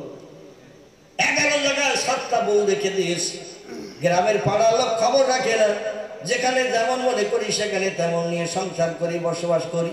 চিল্লাই বলুন একটু নাউজুবিল্লাহ। শেখ সাদি বললেন বাবা আজকাল একটু খাবার পরিবেশন করতে পারছি না বাবা, কারণ রান্না করার কাঠ নাই। পাড়ার মেয়েরা বিভিন্ন বাগানাগান থেকে কাঠের ব্যবস্থা করে, কিন্তু আমার স্ত্রীকে আমি বাইরে বার হতে দেই না, হাসরের মাঠে আল্লাহর কাছে দায়ী হয়ে যাবে বলে এজন্য আমি একটু জঙ্গলে যাচ্ছি বাবা কাঠ আনতে, স্ত্রী রান্নার ব্যবস্থার জন্য। তুমি আজকের দিনের মতো বাড়ি যাও, এবার যেদিন আসবে সেদিন তোমাকে কিছু মেহমানদারি করার চেষ্টা করব ইনশাআল্লাহ। জোরে বলুন একটু সুবহানাল্লাহ। সাগরে চলে গেলেন বাড়ি শেখ সাদি রহমাতুল্লাহ আলাইহি। উনি স্ত্রীকে বললেন, ও বিবি একটু অপেক্ষা করো, আমি জঙ্গল থেকে কাঠ এনে দিচ্ছি। পার্শ্বের জঙ্গলের ভিতরে শেখ সাদি ঢুকে গেছে। গাছের দিকে তাকিয়ে তাকিয়ে দেখছে কোন গাছের ডালগুলো শুকনো, কারণ কাঁচা ডাল ভেঙে বাড়ি নিয়ে গেলে তো আবার অ্যাকশন হবে, ঠিক কি না? কারণ কাঁচা ডাল তো আগুনে পড়বে না, এই জন্য শুকনো ডাল ভেঙে নিয়ে যেতে হবে। এই জন্য গাছের দিকে তাকিয়ে দেখছেন কোন গাছের ডালগুলো শুকনো। একটা গাছে দেখলেন কিছু ডাল শুকনো মতো হয়ে রয়েছে। হুজুর সেই গাছে ধড়ফড় করে ঠেলে উঠলেন, গাছের শুকনো ডালগুলো ধরে দুমড়িয়ে দুমড়িয়ে মড়াত মড়াত করে ভেঙে ভেঙে নিচে ফেলে দিচ্ছেন। শুকনো কাঠ বোঝা করে নিয়ে বাড়ি যাবে, স্ত্রীর হাতে তুলে দেবে, রান্না করতে সুবিধা পাবে। আল্লাহর মহানবী গাছের ডালগুলো ভেঙে ভেঙে যখন তলায় ফেলে দিচ্ছে, পার্শ্বের জঙ্গলের একটা বড় বাঘ গাছের ডাল ভাঙা আওয়াজ শুনে গুটি গুটি পায়ে গাছতলার দিকে এগিয়ে এসেছে। বহুদিন পর একটা নাস্তার খবর পাওয়া গেছে, বাঘের নাস্তার খবর পাওয়া গেছে। মানে ডাল ভাঙা আওয়াজ হচ্ছে যখন নিশ্চয় মানুষের। বাঘের সব থেকে প্রিয় খাবার হলো মানুষ। মানুষ দেখলে বাঘ পাগল হয়ে যায়, কখন ধরবো আর কখন খাবো। বাঘ গুটি গুটি পায়ে জঙ্গলের ভিতর দিয়ে চলতে চলতে গাছের কাছাকাছি এসে একটা ঝোপের ভিতরে বসে পড়ে শেখ সাদি এ ডাল থেকে ও ডালে যাচ্ছে, আর বাঘটা নজর ঘুরিয়ে ঘুরিয়ে শেখ সাদির দিকে দেখছে, মহব্বত তৈরি করছে, নিচে নামলে তারে ধরে খাবে। তাই আল্লাহর মহানবী শেখ সাদি রহমাতুল্লাহ আলাইহি কতটা ডাল ভাঙা হয়েছে একটু নজর করে তলার দিকে ঘুরিয়ে দেখছে। কারণ যতটা বই নিয়ে যেতে পারবো ততটা ভাঙা ভালো, বেশি ভাঙবো বই নিয়ে যেতে পারবো না, সময় নষ্ট হবে, স্ত্রী তো অপেক্ষায় রাগান্বিত হবে। তলার দিকে নজর করে দেখছে কতটা ডাল ভাঙা হয়েছে। হঠাৎ বাঘের সঙ্গে শেখ সাদির চারি চক্ষের মিলন হয়ে গেছে। তলার দিকে নজর করে দেখতে যেয়ে দেখলো একটা বাঘ তো বসে রয়েছে ঝোপের ভিতরে। শেখ সাদি বাঘ দেখে বলে, আল্লাহ, জঙ্গলের হিংস্র জীব, শক্তিশালী বাঘ গাছতলায় এসে যখন বসে আমার দিকে তাকিয়ে তাকিয়ে দেখছে, তাহলে কাঠ কেন কম নিয়ে যাব? মানুষের থেকে বাঘের গায়ে শক্তি ক্ষমতা তুমি বেশি দিয়েছো, একটু বেশি করে কাঠ ভাঙি, বাঘের পিঠে তুলে দিয়ে বোঝা করে পিঠে তুলে দিয়ে বাড়ি নিয়ে পৌঁছালে আর অনেক দিন আর জঙ্গলে কাঠ ভাঙতে আসতে হবে না। আচ্ছা, আমরা যদি জঙ্গলে যে হঠাৎ বাঘ দেখি, গাছের নিচে নামবো না উপরে উঠবো? বাঘ যদি দেখি নিচে নামবো না উপরে উঠবো? চিন্তা ভাবনা করো, লাফ দিয়ে যাতে ধরতে না পারে, একেবারে মগ ডালের দিকে ঠেলে উঠবো, যেখানে বাঘ লাফিয়ে যেন ধরতে না পারে। আবার বাঘের ভয়ে হাত পা অবাস হয়ে যেয়ে যাতে তলায় ঝুঁক করে না পড়ি, কোমরে অন্তত গামছা তোয়ালি রোমাল দিয়ে ডালের সঙ্গে পেঁচিয়ে বেঁধে রাখবো। খেজুর গাছে যেমন কলসি পাতা হয়, ওই রকম কলসির মতো যেন ঝুলেও থাকি, নিচে যেন না পড়ি। শেখ সাদি বললেন, বাঘ যখন তলায় এসেছে একটু কাঠ বেশি করে ভাঙি, মরাত মরাত করে ডাল ধরে ভেঙে ভেঙে তলায় ফেলছে। বাঘ বলে, যত ভাঙবি ভাঙ, তলায় তো নামবি, আর তলায় যখন নামবি হালুম করে ঘাড়ে পরে ধরে জঙ্গলের গহীন বনে নিয়ে যাব। 2-5 দিন আর খাবারের চিন্তা করব না, 2-5 কেজি করে খেয়ে খেয়ে কলিজা ঠান্ডা করব। এই চিন্তা ভাবনা নিয়ে বাঘ গাছের তলায় বসে লেজ পাকাতে শুরু করেছে, কখন নামবে। আর শেখ সাদি বলে, একটু বেশি করে কাঠ ভাঙবো, তোর পিঠে তুলে দিয়ে বাড়ি নিয়ে যাবো। বেশ কিছুটা কাঠ বেশি করে ভেঙে নিয়ে শেখ সাদি বলেন, এবার নিচে নামি, অনেক কাঠ ভাঙা হয়ে গেছে, ডালের থেকে আস্তে আস্তে নিচের দিকে নামি। বাঘ বলে, এখন নড়াচড়া করবো না, আমার দেখলে হয়তো নিচে নামবে না, উপরে উঠবে। আর উনি বলছেন, আমি তো বাঘের দেখেই কাঠ ভেঙেছি বেশি, উপরে আর থাকা যাবে না। আস্তে আস্তে গাছের গুড়ির দিকে নেমে আসতেছে, যেখান থেকে ডালগুলো চতুর্দিকে ছড়িয়ে ছিটিয়ে গেছে গুড়ির মাথায়, ওই পর্যন্ত ডাল দিয়ে নেমে এসে এবার গুড়ির মাথায় এসে শেখ সাদি জপ করে লাফ মেরে তলায় পড়ে এই আঙুলটা লম্বা করে হচ্ছে, ইয়া মাশারাল হাসা, এ জঙ্গলের হিংস্র জীব। আল্লাহ কোরআনে সূরা 3 কোট করেছেন, লাকাদ খলাকনাল ইনসানা ফি আহসানি তাকওয়িম। আল্লাহ কোরআনে সূরা 3 এর ভিতরে তথ্য কোট করেছেন, যত সৃষ্টি আমি পৃথিবীর সৌন্দর্য শ্রীবৃদ্ধির জন্য বানিয়েছি, সমস্ত সৃষ্টির ভিতরে মানুষ হলো সেরা। আল্লাহর কোরআন যদি সত্য হয়, এ জঙ্গলের বাঘ, তোরে দেখে আমি একটু কাঠ বেশি করে ভেঙেছি, অন্যথায় বেশি ভাঙতাম না। একটু গাছতলায় চলে আয়, কাঠগুলো জড়ো করে সড়ো করে বোঝা করে তোর পিঠে বেঁধে দেব, পেটের তলা দিয়ে দড়ি দিয়ে কায়দা করে বেঁধে দেব। কাঠগুলো আমার বাড়ির দরজায় একটু অ্যাডভান্সে পৌঁছে দিয়ে আমি একটু পরে পরে যাচ্ছি, তুই একটু আগে যা। আল্লাহর মহানলি বাঘকে যখন ডাক দিয়েছে, আমার আল্লাহ বলছেন, হুয়াল্লাযী খালাকা লাকুম মা ফিল আরদি জামিআ। জোরে বলুন একটু আল্লাহু আকবার। কোরআনে সূরা বাকারার ভিতরে আল্লাহ তথ্য কোট করেছেন, ও পৃথিবীর মানুষ তোমরা শোনো, যা কিছু চোখে দেখতে পাও, যা কিছু চোখে দেখতে পাও না, সব সৃষ্টি পৃথিবীতে আমি বানিয়েছি কেবল মানুষের উপকারের জন্য। মানুষ যখন যারে যা বলবে তারা তাই শুনতে বাধ্য হবে। শর্ত হলো মানুষকে একটু আমি আল্লাহ আমার আপন হতে হবে।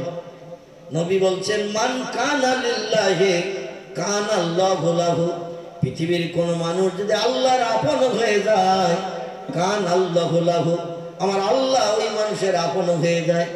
আর আল্লাহ যখন কোনো বান্দা বান্দির আপন হয়ে যায়, অকুল্লা সাইয়ানিয়ান ফাউন্নাস, পৃথিবীর এমন কোন সৃষ্টি নাই নাই নাই যে সৃষ্টি মানুষের হুকুম তামিল করে না। মানুষ যখন যারে যা বলবে সে তাই শুনতে বাধ্য হবে। শর্ত হলো মানুষকে একটু আমার আল্লাহর আপন হতে হবে। জোরে বলুন একটু সুবহানাল্লাহ। আল্লাহর মহানবী বাঘকে যখন ডাক দিয়ে দিয়েছে, আল্লাহ ইলহাম করে খবর পাঠালেন, জঙ্গলের বাঘ, আমার বান্দা যেটা বলে সেটা শোন। হাসরের মাঠে, কিয়ামতের মাঠে কোটি কোটি মানুষের সামনে সমস্ত সৃষ্টিরা হাসরের মাঠে হাজির হবে। তাদের সামনে কি করে মুখ দেখাবে আমার কাছে? আমি তোদের সব বানিয়েছি কেবল মানুষের উপকারের জন্য। জোরে বলুন একটু সুবহানাল্লাহ। আজকের একটু সুযোগ তো নসিবে জুটেছে মানুষের উপকারের দায়িত্ব পালনের। একটু মানুষের উপকার কর, হাসরের মাঠে হাজির হলে উপকারের প্রতিদান আমার জান্নাত তোর জন্য হালাল হয়ে যাবে। কোন হিসাব নিকাশ তোদের নেব না, নেব না, নেব না। জোরে বলুন একটু সুবহানাল্লাহ। মানুষের হুকুম তামিল করবি, মানুষের কথা শুনবি, তাহলে হাসরের মাঠে হিসাব নিকাশ বিন আমার জান্নাতে তোরা অধিবাসী হতে পারবি। মানুষ আজকের একটু ডাক দিয়েছে উপকারের জন্য, যা কাঠের বোঝাটা একটু পিঠে নিয়ে বাড়িতে পৌঁছে দে। বাড়ির পোষা কুকুরের মতো বাঘটা বশ্যতা স্বীকার করলো। আল্লাহর ওলি শেখ সাহেব যিনি স্ত্রীকে বশ করতে পারেননি, বউটাকে বশ করতে পারেননি, কিন্তু জঙ্গলের বাঘ বশ হয়ে গেছে। বাঘ হুজুরের কাছে এসে গায়ে গা লাগিয়ে গায়ে গায়ে ঘুরতে শুরু করে দিয়েছে। বাড়ির পোষা কুকুর যেমন মালিকের গায়ে গা লাগিয়ে মহব্বত করে। শেখ সাদি বলে, কুম কুম, একটু দাঁড়া দাঁড়া দাঁড়া, কাঠগুলো একটু জড়ো করার সুযোগ দে। সমস্ত গাছের তলা থেকে কাঠগুলো জড়ো করে সড়ো করে এবার দড়ি দিয়ে বেঁধে বাঘের পিঠে তুলে দিয়ে পেটের তলা দিয়ে বেঁধে দিয়েছে। বেঁধে দিয়ে বলছেন, ইজহাবিলাল বাইত, যা আমার বাড়ির দরজায়, আমার স্ত্রী পর্দার ভিতরে দরজার মুখে দাঁড়িয়ে আছে, কাঠগুলো একটু অ্যাডভান্স এগিয়ে দে, নামিয়ে দে, আমি পরে যাচ্ছি, যে অন্তত রান্না করা গরম খাবার খেতে পারবে। বাঘ কাঠের বোঝা পিঠে করে নিয়ে কিছু দূর এগিয়ে যে দাঁড়িয়ে গেছে।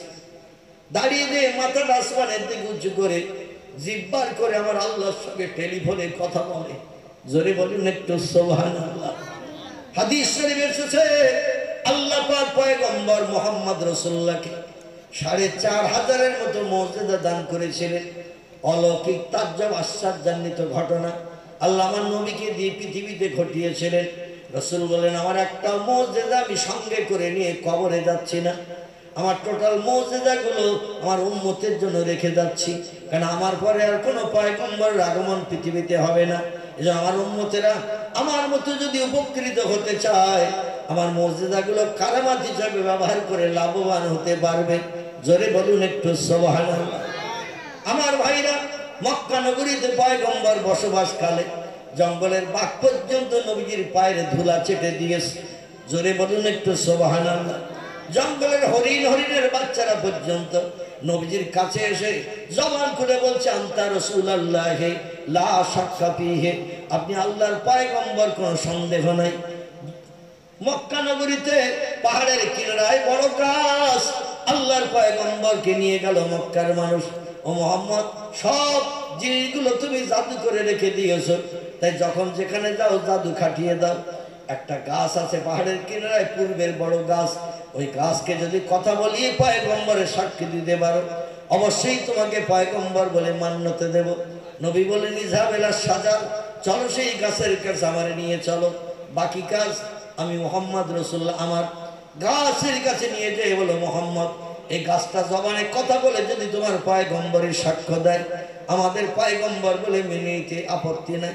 রাসূল বলেন ইয়া আইয়ুহাস শাজার, এই জঙ্গলের পাহাড়ি কিনারার গাছ, আমি কে একটু আমার পাড়া প্রতিবাসী চাচা দাদা ভাইদের কাছে একটু সার্টিফিকেট দাও। সঙ্গে সঙ্গে গাছের জবান খুলে গেল। গাছ বলছে আনতা নবী আল্লাহে, আনতা রাসূল আল্লাহে, আনতা খাতামান নবিয়্যিন লা শাক্কা ফীহি। জোরে বলুন একটু সুবহানাল্লাহ। রাসূল বলেন মা সামেতা ইয়া জাদ্দি ইয়া আম্মি ইয়া আখি, ও পাড়ার দাদারা, ও পাড়ার চাচারা, ও পাড়ার ভাইরা, কি শুনলে গাছের কাছে? ওরা বলে মুহাম্মদ শুনলাম তো ভালো। নবী বললেন তাহলে আমি পয়গম্বর কিনা বলো। ওরা বলে কবে তুমি গাছ জাদু করে রেখে গেছো তা কে জানে, তোমার পয়গম্বর বলে মানা যাবে না। গোসা পর্যন্ত জবান খুলে পয়গম্বরের সাক্ষ্য দিল। পাথরের কুচিগুলো মুঠার ভিতরেই নেই। নবীর সামনে এসে বলছে মুহাম্মদ মুঠার ভিতরে কি আছে বলতে পারলে পয়গম্বর বলে মানব। নবী বললেন মুঠায় কি আছে আমি দেখিনি, আর ও আমার দেখিনি, কারণ মুঠার ভিতরে রেখেছে। তোমাদের মুঠা বাঁধা অবস্থায় কাপড়, ওই পাথরের কুচি, আমি কে সাক্ষ্য দেবে? মুঠার ভিতরের পাথরের কুচি, আমি কে একটু মুঠার ভিতরে থেকে বলো। সঙ্গে সঙ্গে জবান খুলে পাথরের কুচি পয়গম্বরের সাক্ষ্য দিয়েছিল। জোরে বলুন সুবহান। আমার ভাইরা, প্রিয় নবী মুহাম্মদ রাসূলুল্লাহকে আল্লাহ পাক বিশ্ব সেরা মহান মানব হিসাবে ৪৫০০ মতো মুজিজা দান করেছিলেন। নবী বলছেন আমার একটা মুজিজা আমি সঙ্গে করে নিয়ে কবরে যাচ্ছি না, আমার টোটাল মুজিজাগুলো আমার উম্মতের জন্য রেখে গেলাম। শেখ সাদি বলে এই জঙ্গলের বাঘ, কি হলো তোর আবার? যেতে দিয়ে হঠাৎ থমকে দাঁড়িয়ে মুখটা আকাশের দিকে উঁচু করে জিভ বার করে কি টেলিফোন করিস? বাঘ দেখে বলে আল্লাহ, মানুষের ভাষা একরকম, আমাদের ভাষা দিয়েছ আরেক রকম, এই জন্য তোমার কাছে আমি দাবি করি আমার জবানটা একটু মানুষের ভাষায় খুলে দাও। জোরে বলুন একটু সুবহানাল্লাহ। বিশ্বনবী মক্কা নগরী থেকে ১৩ বছর কলেমার দাওয়াত দেওয়ার পরে অত্যাচার উৎপীড়ন নির্যাতন যখন চরম আকারে ধারণ করলো, আল্লাহ ডেকে বললেন হাবিব, এই কিছুদিন মাত্র হলো আমি আরশ কুরসি পরিভ্রমণ করি, আপনাকে সামনে বসিয়ে ২৭ বছরের লম্বা মেয়াদ গল্প করে আপনার কলিজার তুষের আগুন ঠান্ডা করে মক্কা নগরীতে ফিরিয়ে দিয়েছি। এরপরে মক্কার মানুষ আপনারে মারবে, আমি আল্লাহটা পছন্দ করি না, এই জন্য আপনি মক্কা নগরী ছেড়ে দিয়ে উত্তর দিকে একটি দেশ আছে আপনার নানার বাড়ির দেশ, দেশটির নাম হলো ইয়াসরিফ। কি নাম বললাম? ইয়াসরিফ। ইয়াসরিফ যে দেশটির বর্তমান নাম হলো আল মদিনাতুল মুনাওয়ারা। রে হাবিব, আপনি নানার বাড়ির দেশে চলে যান। নবী আলী রাদিয়াল্লাহকে সাথে করে নিয়ে ওই রাত্রে ঘুমিয়েছিলেন আপন চাচা বোনের ঘরে। বোনের নাম ছিল হযরতে উম্মে হানি বিনত আবু তালেব। উম্মে হানিকে বললেন মক্কার মানুষ আমি রাতে কোথায় থাকি শুধু ফলো করে, কারণ রাতের বেলা আমারে ধরে প্রাণ নাশ করবে। ও হানি, আমরা দুইজন আজকে তোমার ঘরে থাকবো, তুমি আর এই ঘরে থেকো না, যাতে ওরা যেন বুঝতে না পারে আমি এই ঘরে আছি। উম্মে হানি ঘর ছেড়ে দিলেন। আল্লাহর পয়গম্বর আপন চাচাতো ভাই আলীকে সাথে করে নিয়ে ঘরের ভিতরে রাত যাপন করছেন। আলীরা ভাইতে ছিলেন ৩ জন, একজনের নাম ছিল আলী, একজনের নাম ছিল জাফর, একজনের নাম ছিল আকিব। ওদের একটা বোন ছিল, নাম তার উম্মে হানি। সবাই কলেমা পড়ে মুসলমান হয়েছিল, কিন্তু ওদের বাবা আবু তালেবের তকদির মন্দ, ভাগ্য খারাপ ছিল। এ জীবনে 50 বছর বয়স পর্যন্ত নবীজির কলেমার দাওয়াত শুনেছে, সকালে দুপুরে সন্ধ্যায়, কিন্তু কলেমা একটা বার পড়েনি। এজন্য আবু তালেব মৃত্যুবরণ করেছে জাহান্নামী হিসাবে। জোরে বলুন একটু নাউজুবিল্লাহ। পয়গম্বরকে আমার আল্লাহ জিবরিল আমিন মারফত খবর দিলেন, ইযহাবিয়া জিবরিল ইলা রাসূলিহি, এই জিবরিল আমার নবীর কাছে চলে যাও। আমার নবী যে ঘরে রাত যাপন করছে স্বাস্থ্য ভাই আলীকে নিয়ে, ওই ঘরের চতুর্দিকে কম বেশি 6,500 মতো মানুষ আমার নবীর প্রাণনাশের জন্য অগ্নিয়াস্ত্র নিয়ে সব ঘরের চতুর্দিকে ব্যারিকেড করে দাঁড়িয়ে আছে। ঘর থেকে নবী বাইরে বার হলেই ওরা সবাই মিলে প্রাণনাশ করবে, কলেমার দাওয়াত বন্ধ করবে। জিবরিল চলে যাও নবীর কাছে, যে বলে আজকে রাত্রে আমার নবী যেন নানার বাড়ির দেশে যায়। নানার বাড়ির দেশটা হলো মক্কা থেকে উত্তর দিকে, দূরত্ব হলো 600 মাইল রাস্তা। আমার ভাইরা, পয়গম্বর মুহাম্মদ রাসূলুল্লাহ জিবরিল বলে সকাল পর্যন্ত এই ঘরে আপনি যেন থাকবেন না। সকাল পর্যন্ত ঘরে থাকলে আপনার বিপদের আশঙ্কা দেখা দেবে, কারণ আপনার জীবন নিয়ে ওরা টানাটানি বাঁধিয়ে দেবে। এই জন্য আপনি রাতের বেলা ঘর ছেড়ে চলে যান। আল্লাহ নবী ঘর থেকে বেরিয়ে নবীজির ঘরের দক্ষিণ দিকে একটি পাহাড় আছে, এই পাহাড়টির নাম হলো আবু কোবায়েস। কি নাম বললাম? আবু কোবায়েস। 1,500 ফুটের মতো উঁচু। এই পাহাড়ের পশ্চিম মাথায় ছিল আবু বকর সিদ্দিক রাদিয়াল্লাহর ঘর। বর্তমানে সে জায়গাগুলো সৌদি সরকার ক্লিয়ার করেছে হাজদের নামাজ আদায়ের জন্য। আল্লাহর নবী আবু বকরের ঘরের দরজার প্রাচীরের মুখে যে ফিস ফিস করে একবার ডাক দিলেন, ইয়া আবু বকর ইবনে আবু কুহাফা, এ আবু কুহাফার বেটা আবু বকর, তোমার সঙ্গে আমার ওয়াদা করা ছিল, আল্লাহ যদি কোনোদিন মাতৃভূমি পরিত্যাগ করে কলেমার দাওয়াতের জন্য কোনো দূর দেশে যেতে বলে, তোমাকে সঙ্গে করে নিয়ে যাব, এটা তোমার সঙ্গে ওয়াদা করা ছিল।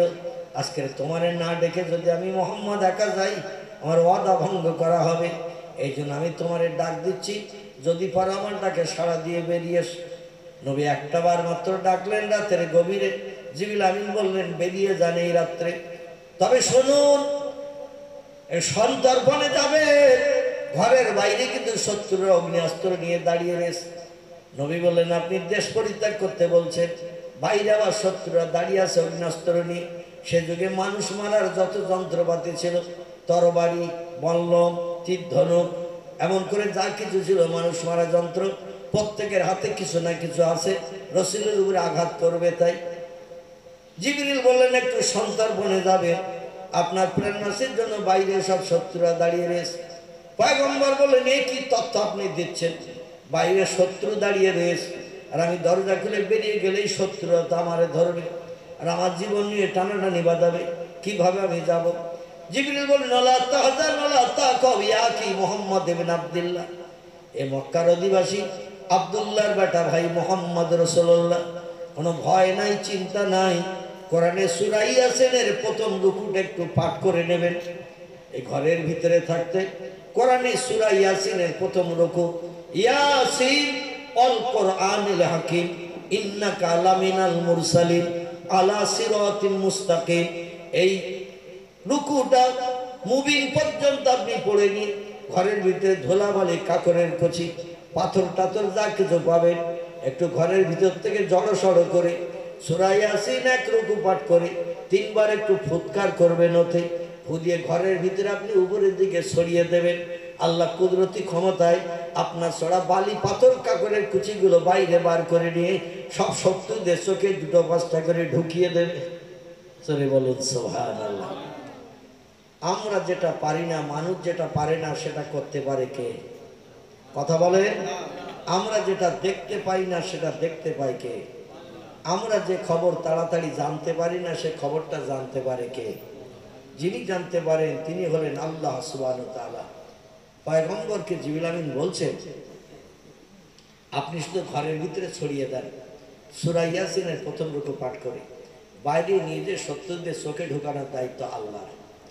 নবী পাথরের কুচি, কাকরের কুচি, কিছু ধুলাবালি নিয়ে ফুৎকার করে ঘরের ভিতরে ছুড়ে দিলেন। আল্লাহ সেগুলো কুদরতি হাতে ধরে নিয়ে বাইরে শত্রুরা যারা দাঁড়িয়েছিল সবার চোখে 2-5টাকে ঢুকিয়ে দিয়েছে। ওদের চোখে হাতি পড়ার মতন অবস্থা হয়েছে। আচ্ছা, আমাদের চোখে মাঝে মধ্যে রাস্তায় গাড়ি চালাতে যে গুঁড়ো গুঁড়ো পোকা পড়ে না, ঝাল পোকা, চোখ রিরি করে জ্বলে ওঠে, মনে হয় যেন চোখের ভিতরে হাতি ঢুকে গেছে। আমরা না বার করা পর্যন্ত স্বস্তি পাই না। ওদের চোখের ভিতরে বালির কুচি পাথরের কুচি ঢুকে যাওয়ার কারণে ওরা ওই রকম বিপদগ্রস্ত চোখ লাগড়াতে শুরু করেছে। জিবরিল বললেন, আপনি ওই পাথরের কুচি ছুরি দিয়ে দরজা খুলে বেরিয়ে যাবেন। ওরা চোখে শস্যের ফুল দেখবে, একটাও মানুষ আপনারে চিনতে পারবে না। জোরে বলুন সুবহানাল্লাহ। আচ্ছা, কোরআন শরীফে সূরা ইয়াসিন এখনো আছে না নাই? আছে। আচ্ছা, এখন যদি আমরা এই সূরা ইয়াসিন পাঠ করি, কোনো ধুলাবালি কাকরে কুচি নিয়ে পড়ে খুদিয়ে যদি শত্রুর দিকে ছুরি, মার বেশি হবে না কম হবে? কথা বলে, মার বেশি হবে না কম হবে? শুধু বলবে ধুলাবালি ছুঁড়েছিস কেন, চোখে মুখে মারলি কেন? যা অ্যাকশন করতো তার 3 ডবল অ্যাকশন হবে কিনা? আমরা কোরআনের মহব্বত করি না, ভালোবাসি না, কোরআনকে বিশ্বাস করি না। আর এই কোরআন পড়ে শুনলে মার বেশি খেতে হবে কোনো সন্দেহ নাই। যারা কোরআন বিশ্বাস করে আমল করে, কোরআন অবশ্যই তাদের উপকার করে। জোরে বলুন একটু সুবহানাল্লাহ।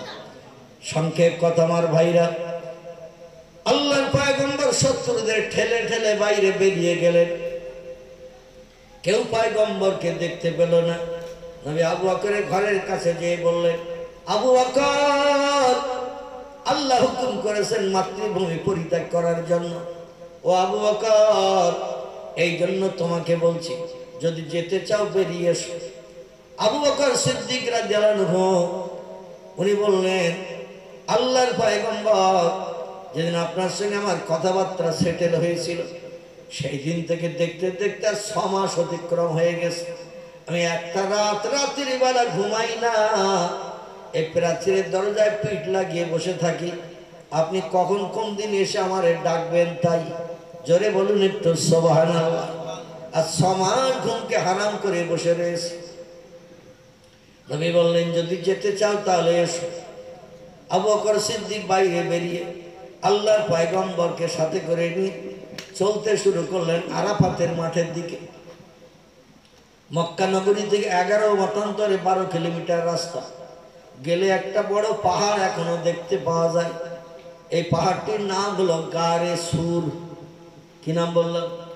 পাহাড়টির নাম হলো গারে সুর। উচ্চতা হলো 5,500 ফুট। কত উঁচু? 5,500 ফুট উঁচু। এই পাহাড়টার মাথায় আল্লাহ ঈসা নবীর জমানার একটা সাপকে ওই পাহাড়ের মাথায় একটা গুহার ভিতরে বসবাস করিয়ে রেখেছেন। সাপটার বয়স ছিল যখন 150 বছর। ঈসা নবীর মুখে সাপটার তত্ত্ব শুনেছিলেন, আমার পরে একজন পয়গম্বরের আগমন হবে পৃথিবীতে, তার নাম আহম্মদ কিংবা মোহাম্মদ হবে। পৃথিবীর কোনো মানুষ যদি সেই লোকটার দিকে একবার মহব্বতের নজরে তাকিয়ে দেখে, আল্লাহ তার সারা জীবনের অপরাধ ক্ষমা করে দেবেন, তার জন্য জান্নাত হালাল বানিয়ে দেবেন। জোরে বলুন একটু সুবহানাল্লাহ। তিনি হলেন সব পয়গম্বরের সেরা পয়গম্বর। আমার পরে পৃথিবীতে তিনি আসবেন, তার নাম আহম্মদ কিংবা মোহাম্মদ হবে। সাহাব ঈসা নবীর কণ্ঠের আওয়াজ শুনেছিল, শুনে আল্লাহর কাছে কেঁদে বলে, আল্লাহ, সব পয়গম্বরের উম্মতেরা হাসরের মাঠে সূর্যের রৌদ্রে দাঁড়িয়ে থাকবে, আর আখেরি জামানার পয়গম্বরের উম্মত যারা হবে, সব পয়গম্বরের আগে জান্নাত হালাল বানানোর সুযোগ পাবে। আল্লাহ, তোমার কাছে আমার দাবি, আখেরি জামানার পয়গম্বর পৃথিবীতে না আসা পর্যন্ত, আমার চোখে পয়গম্বরের চেহারা না দেখানো পর্যন্ত আমার যেন তুমি মৃত্যু দিও না। জোরে বলুন একটু সুবহানাল্লাহ। সাপ দাবি করেছে আল্লাহর কাছে, সাপের চোখের পানি আল্লাহ কবুল করে নিয়েছিলেন। এই জন্য সাপকে আমার আল্লাহ পাক লম্বা হায়াত দিয়েছিলেন 750 বছর। কত বললাম? 750 বছর আল্লাহ সাপকে বাঁচিয়ে রেখেছে। সাপ বলে, আল্লাহ আমি বৃদ্ধ বুড়ো হয়ে গেছে, আর ভালো চলাফেরা করতে পারি না। জয়ী বুড়ো হয়ে যাওয়ার কারণে মানুষ আমার দেখলে তো পিটিয়ে মেরে দেবে, তোমার নবীর চেহারা দেখার সুযোগ বোধহয় আমার নসিবে জড়বে না। আল্লাহ বলে, ও সাপ, উঁচু পাহাড়ের মাথায় ঠেলে ওঠ, ওইখানে বসবাস কর। মানুষ যেখানে না যায় না ওঠে, আমি আল্লাহ আমার নবীরে না দেখিয়ে তোর মরণ দেব না, কারণ আমি কোরআনের তত্ত্ব কোট করে দিয়েছি, বিসমিল্লাহির রহমানির রহিম, ফালিয়াদহাকু কালিলা ওয়ালিয়াবকু কাসীরা। জোরে বলুন একটু আল্লাহু আকবার।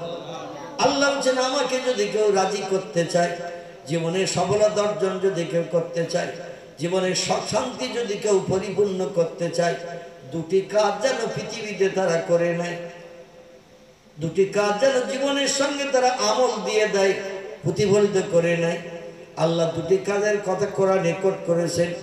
একটি হলো ফালিয়া দাহাকু কালিলা, বান্দারা হাসি তামাশা যেন একটু কম কম করে করে, অলিয়াকু কাসীরা, আর চোখের পানি আমার কাছে যেন বান্দারা একটু বেশি বেশি করে ফেলে। আমি আল্লাহ চোখের পানি বড় পছন্দ করি, চোখের পানি বড় ভালোবাসি। চোখের পানি ইজ্জতের খাতিরে বান্দাদের সব দাবি দেওয়া পরিপূর্ণ করে থাকি। জোরে বলুন একটু সুবহানাল্লাহ। আমার ভাইরা, পৃথিবীতে দুটি দলের মানুষ চোখের পানি ফেলেছেন একটু বেশি বেশি। চোখের পানি দুটি দলের মানুষ একটু বেশি বেশি ফেলে আমার আল্লাহকে আপন বানিয়েছেন, রাজি করেছেন। একটি দলের নাম হলো নবী আম্বিয়ার দল, একটি দলের নাম হলো ওলিয়া উলিয়ার দল। আর যত দলের মানুষ আমরা পৃথিবীতে বাস করি, আলেম হাফেজ কারি মুফতি, মসজিদের ইমাম মুয়াজ্জিন মুক্তাদি, চাষি তাঁতি কামার কুমোর সুতোর ধোপা নাপিত, ডাক্তার কবিরাজ মাস্টার হাকিম জজ উকিল ব্যারিস্টার, যত দলের মানুষ আমরা পৃথিবীতে বাস করি, আমরা কিন্তু আল্লাহর সঙ্গে সম্পর্ক গাঢ়তর বাড়াতে পারি নাই। মসজিদের ইমামও পারেনি, মুয়াজ্জিনও পারেনি, মুক্তাদি পারেনি, আলেম পারেনি, হাফেজ পারেনি, কারি পারেনি, মুফতি পারেনি। দুটি দলের মানুষ আল্লাহকে আপন বানিয়েছেন। একটি দলের নাম হলো নবী আম্বিয়ার দল, একটি দলের নাম হলো ওলিয়া উলিয়ার দল। এই দুটি দলের মানুষ চোখের পানি একটু বেশি বেশি করে ফেলে আমার আল্লাহকে রাজি করে জীবনের শখ মিটিয়েছে। জোরে বলুন একটু সুবহানাল্লাহ। সাপের চোখের পানি আমার আল্লাহর দরবারে কবুল হয়ে গেল। আল্লাহ বলে পাহাড়ের মাথায় ওখানে বসবাস কর, নিচে লোকালয়ে তো থাকতে হবে না, ফেরান্নাসে যদি ভয় হয়। সাপ বলে আল্লাহ পাহাড়ের মাথায় আমার রিজিক রুজি পরিবেশন করবে কে? আল্লাহ বলেন ইন্নাল্লাহা ইয়ারযুকু মাইয়াশাউ বিগাইরি হিসাব, রিজিকের মালিক আমি আল্লাহ। রিজিকের জন্য কোনো বান্দার দায়িত্ব পালন করতে হবে না। ওমা মিন দাব্বাতিন ফিল আরদি ইল্লা আলাল্লাহি রিজকুহা। আল্লাহ কোরআনের তত্ত্ব কোট করে দিয়ে বলছেন, জলে স্থলে ডাঙায় পানিতে যত সৃষ্টি বাস করে সব সৃষ্টির রিজিক আমি আল্লাহ পরিবেশন করি। আমার দেওয়া খাবার ছাড়া বাড়তি খাবার খাওয়ার চিন্তা ভাবনা কারো নিতে হয় না, তাতেই তাদের জন্য এনাফ যথেষ্ট। জোরে বলুন একটু সুবহানাল্লাহ। আল্লাহ ডেকে বললেন তুমি পাহাড়ের মাথায় বসবাস করো, আর ওই পাহাড়ের মাথায় তোমার রিজিক পরিবেশন করব, না খাইয়ে তোমারে মারব না। পৃথিবীতে যারা মরে এরা খেয়েই মরে, না খেয়ে কেউ মরে না। জোরে বলুন একটু আমিন। আল্লাহ সাপের হায়াত দিয়েছেন 750 বছর। 150 বছর বয়সে পয়গম্বর ঈসা নবীকে দেখেছিল। ঈসা নবী বললেন আমি পৃথিবীতে থাকতে আখিরি জামানার পয়গম্বরের আগমন হবে না, আল্লাহ আমাকে পৃথিবী থেকে আসমানে উঠিয়ে নেবেন। তারপরে মানুষ যখন বেঈমান হয়ে যাবে, শয়তান ইবলিসের অনুসরণ অনুকরণ করতে এখন দৃঢ় প্রতিজ্ঞাবদ্ধ হবে, আল্লাহ মানুষকে সুপথ দেখানোর জন্য আখিরি জামানার পয়গম্বরকে পাঠিয়ে দেবেন। ইসলামিক ইতিহাস এসেছে ঈসা নবীর আসমানে বিদায়ের 570 বছর পরে আল্লাহ পাক আমাদের পয়গম্বর মোহাম্মদ রাসূলুল্লাহকে ধরার পক্ষে পাঠিয়েছিলেন। ঈসা নবী আসমানে চলে যাওয়ার পর 570 বছর কোনো পয়গম্বর আসেনি। 570 বছর পেরিয়ে যাওয়ার পরে আমাদের পয়গম্বরকে মক্কা নগরী কাবা ঘরের পূর্ব দিকে উঁচু ঢিবির উপরে খেজুরের পাতার বেড়ার ঘরের ভিতরে মামিনার উদর থেকে আমাদের পয়গম্বরকে আল্লাহ ধরার পক্ষে পাঠিয়েছিলেন। যাই হোক, এই পয়গম্বরের বয়স হয়েছে যখন 53 বছর। কথা বললাম 53 বছর পয়গম্বরের বয়স হলো। আল্লাহ পাক তখন পয়গম্বরকে মাতৃভূমি পরিত্যাগ করে নানার বাড়ি দেশে যাওয়ার জন্য হুকুম করলেন। নবীজি আবু বকর সিদ্দিককে নিয়ে এই 11 মতান্তরে 12 কিলোমিটার রাস্তা রাতের বেলা বেরিয়ে যেতে যেতে আরাফাতের মাঠের দিকে সকাল হয়ে গেছে, ভোর হয়ে গেছে। আবু বকর বললেন, ইয়া রাসূলুল্লাহ, আমরা তো রাতের বেলা বেরিয়ে পড়েছি ঘর বাড়ি ছেড়ে, এই পাহাড়ের কিনারে আস্তে আস্তে ভোর হয়ে গেছে। আমি যেন দেখছি শত্রুরা ঘোড়ার পিঠে উটের পিঠে চেপে আমাদের হন্যে ছেলের মতো তালাশ করছে, খুঁজছে। কারণ ঘর থেকে আপনি বেরিয়ে এসেছেন, ওরা ধৈর্য না ধরে ঘরের দরজা ভেঙে ভিতরে দেখে আপনি তো নাই। এই জন্য ওরা আপনার খোঁজ করছে, যাতে খুব বেশি দূর আপনি যেতে না পারেন। এখন ওদের হাত থেকে নিষ্কৃতির জন্য আমাদের আশ্রয় দিতে হবে। নবী বললেন, কোথায় গোপন ডেরায় থাকা যায়? আবু বকর বললেন, এই যে একটা উঁচু পাহাড় দেখতে পাচ্ছি, এই পাহাড়ের মাথায় আসুন, আমরা এখানে গোপন ডেরায় আত্মগোপন হয়ে থাকি। আল্লাহর পয়গম্বর মক্কা থেকে মদিনার দেশি আশ্রমে যেতে সময় লেগেছিল 18 দিন 18 রাত। কথা বললাম, 18 দিন 18 রাত সময় লেগেছিল। দিনের বেলা ঝোপঝাড়ের ভিতরে পাহাড়ের গুহায় আত্মগোপন হয়ে থাকতেন। রাতের বেলা যখন আধার নেমে আসতো, আবু বকরকে নিয়ে হাঁটতে হাঁটতে মদিনায় চলতেন। এই জন্য সময় লেগেছিল মক্কা থেকে মদিনায় যেতে 18 দিন 18 রাত। রাস্তাটাও কম ছিল না, রাস্তাটা ছিল 600 কিলোমিটারের মতো রাস্তা, 400 মাইলের উপরে দূর। আবু বকর বললেন, পয়গম্বর, যে পাহাড়ের মাথায় আমরা উঠেছি, নিচের দিকে তাকিয়ে দেখছি শত্রুরা বোধহয় আমাদের দেখতে পেয়েছ। ওরা এই পাহাড়ের মাথায় বিড়ালের বাচ্চার মতো হাঁসল ফুসল করে ঠেলে উঠছে। এই পাহাড়ের মাথায় উঠলে তো আমাদের দেখতে পাবে, আর ধরে নিয়ে সবাই প্রাণ নাশ করে দেবে। কি করা যাবে? নবী বললেন, তাহলে একটা গোপন ডেরা, গোপন জায়গা সন্ধান করো। এই গাড়ি সুরের পাহাড়ের মাথায় দুখানা বড় বড় লম্বা পাথর রয়েছে, লম্বা পাথর, প্রায় 20-25 হাতের মতো করে লম্বা করে দুখানা বড় বড় পাথর এই পাহাড়ের মাথায় রয়েছে। একটা পাথরের ভিতরে আবার সুড়ঙ্গ আছে, সুড়ঙ্গ। আবু বকর সিদ্দিক বললেন, পয়গম্বর, এই যে পাথরের ভিতরটা পাইপের মতো সুড়ঙ্গ আছে, এই সুড়ঙ্গের ভিতরে আমরা ঢুকে যাই, যাতে পাহাড়ের মাথায় এসে ওরা যেন দেখতে না পায়। সুড়ঙ্গের মাঝ পজিশনের কাছে আবার ভিতরে একটু গুহা মতো রয়েছে। দুইজন সেই গুহার ভিতরে ঢুকে যায়। সুড়ঙ্গের দিকে নজর করলে লোক আছে কিনা দেখতে পাওয়া যাবে না। মাঝখানের কাছের পাশে একটা আলাদা গর্ত সুড়ঙ্গ রয়েছে। দুইজন তার ভিতরে যে ঢুকে গেল। ওরা পাহাড়ের মাথায় ঠেলে উঠে হন্যে ছেলের মতো ঘুরছে। দূর থেকে দেখতে পেয়েছে দুজন এই পাহাড়ের মাথায় উঠেছে। দুজনের একজন নিশ্চয়ই মোহাম্মদ হবে, আর একজন আবু কুহাফার বেটা আবু বকর হবে, কারণ আবু বকরও ঘরে নাই, সে মোহাম্মদ রাসূলুল্লাহর সঙ্গী হয়ে এসেছে। পাহাড়ের মাথায় উঠে দুখানা পাথর প্রথম দেখতে গেল। একখানা পাথর দেখলো ফুল টাইটওয়ালা পাথর, এর ভিতরে মানুষের ঢোকার সুযোগ নাই। আর একটা পাথরের কাছে দেখে ভিতরে সুড়ঙ্গ রয়েছে পাইপের মতো। তাহলে এই পাথরটার ভিতরে আছে কিনা একটু হ্যাট হয়ে দেখি। আমার আল্লাহ ডেকে বলে, কবুতর, একটা পাথরের মুখে তোমরা ডিম নিয়ে একটু বকবকুম করে তা দিতে শুরু কর। আর একটা মুখে, ও মাকড়সা, জাল বুনে মুখটা টেস্ট করো। দুটি সৃষ্টিকে আল্লাহ হুকুম করে দিলেন। একটা মুখ মাকড়সা জাল বুনে টেস্ট করে দিয়েছে, আর একটা মুখ খালি সেখানে কবুতর ডিম নিয়ে তা দিচ্ছে, বকবকুম করছে। মক্কার মুশরিকরা বলে, এই সুড়ঙ্গের ভিতরে যদি মোহাম্মদ ঢুকতো, কবুতর জঙ্গলি পাখি, নিশ্চয়ই এখানে ডিম নিয়ে তা দিত না, মানুষ দেখলে উড়ে চলে যেত। আর একটা মুখে যেয়ে দেখে মাকড়সা জাল বুনে রেখেছে। মোহাম্মদ তার সঙ্গী যদি এই গুহার ভিতরে ঢুকতো, নিশ্চয় জাল ছিঁড়ে থাকতো। মানুষ ঢুকলে সেখানে তো ছিঁড়ে থাকবে জাল। জালটা তো ফুল টাইট করা। নবীজি ঢোকার পরে জাল বুনিয়ে দিয়েছে মাকড়সা। ওরা হ্যাট হয়ে আর দেখলো না। আল্লাহ বলেন, হেফাজতের দায়িত্ব হলো আমার। জোরে বলুন একটু সুবহানাল্লাহ। আবু বকর সিদ্দিক বলে, ইয়া রাসূলুল্লাহ, আমি গুহার ভিতরে থেকেও স্বস্তি পাচ্ছি না। একটু মাথা বার করে দেখছি ওরা কোন দিকে ঘুরছে। আমরা যে পাথরের ভিতরে আছে, এই পাথরের কাছে যখন এসেছে, আবু বকর ভিতরে থরথর করে নবীজির পাশে বসে কাঁপা শুরু করে দিয়েছে। পয়গম্বর, আর বোধহয় রেহাই নাই, যে পাথরের ভিতরে আছে এই পাথরটা দেখতে আসছে। নবী বলেন, ওলা তাহজান ওলা তাখাব ইয়া আবু বকর, ইন্নাল্লাহা মা'ানা, তুমি দুজন শুধু এই পাথরের ভিতরে নাই নাই নাই, আমাদের সঙ্গে একজন তৃতীয় পক্ষ আছে, তিনি হলেন আমাদের আল্লাহ। জোরে বলুন একটু সুবহানাল্লাহ। তুমি মনে করছো আমরা দুইজন শুধু আছি, আবু বকর আমাদের সঙ্গে একজন তৃতীয় পক্ষ আছে।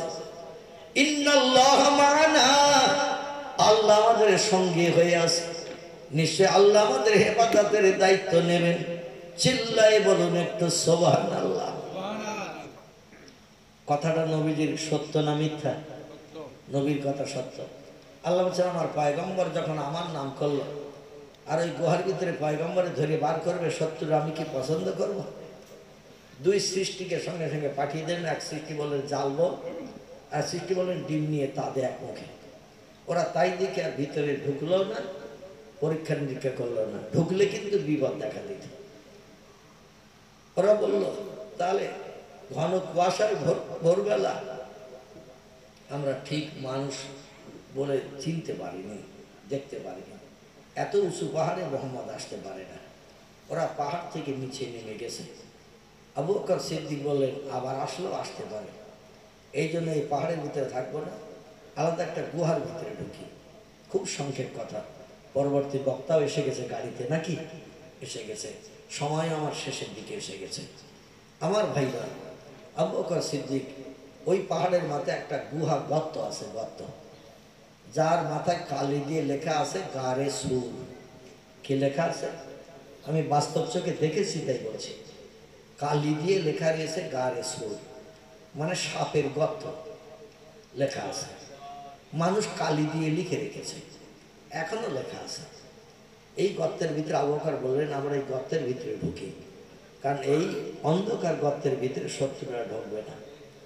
নবীজিকে উপরে দাঁড় করিয়ে রেখে আবু বকর ভিতরে ঢুকলেন গর্ত পরীক্ষা করার জন্য। যে দেখে গর্তটা ভালো, তোর ভিতরে বড় বড় চালা রয়েছে, চালা। আবু বকর বললেন নিশ্চয়ই চালার ভিতরে কোনো বিষাক্ত সাপ থাকতে পারে, তো সাপ যেন পয়গম্বরের ক্ষতি না করে, এই জন্য ওনার গায়ে ছিল একটা চাদর, ছিল চাদর। চাদরটা ছিঁড়ে ছিঁড়ে এইরকম মোলা করে করে চালাগুলো সব বন্ধ করে দিয়েছে। খোদার কি কুদরতি মহিমা বোঝার সাধ্য মানুষের নেই। একটা চালার কাপড় আর জুটেনি, মানে সব চালাগুলো বন্ধ করতে করতে কাপড় শেষ হয়ে গেছে, একটা চালার কাপড় আর নেই।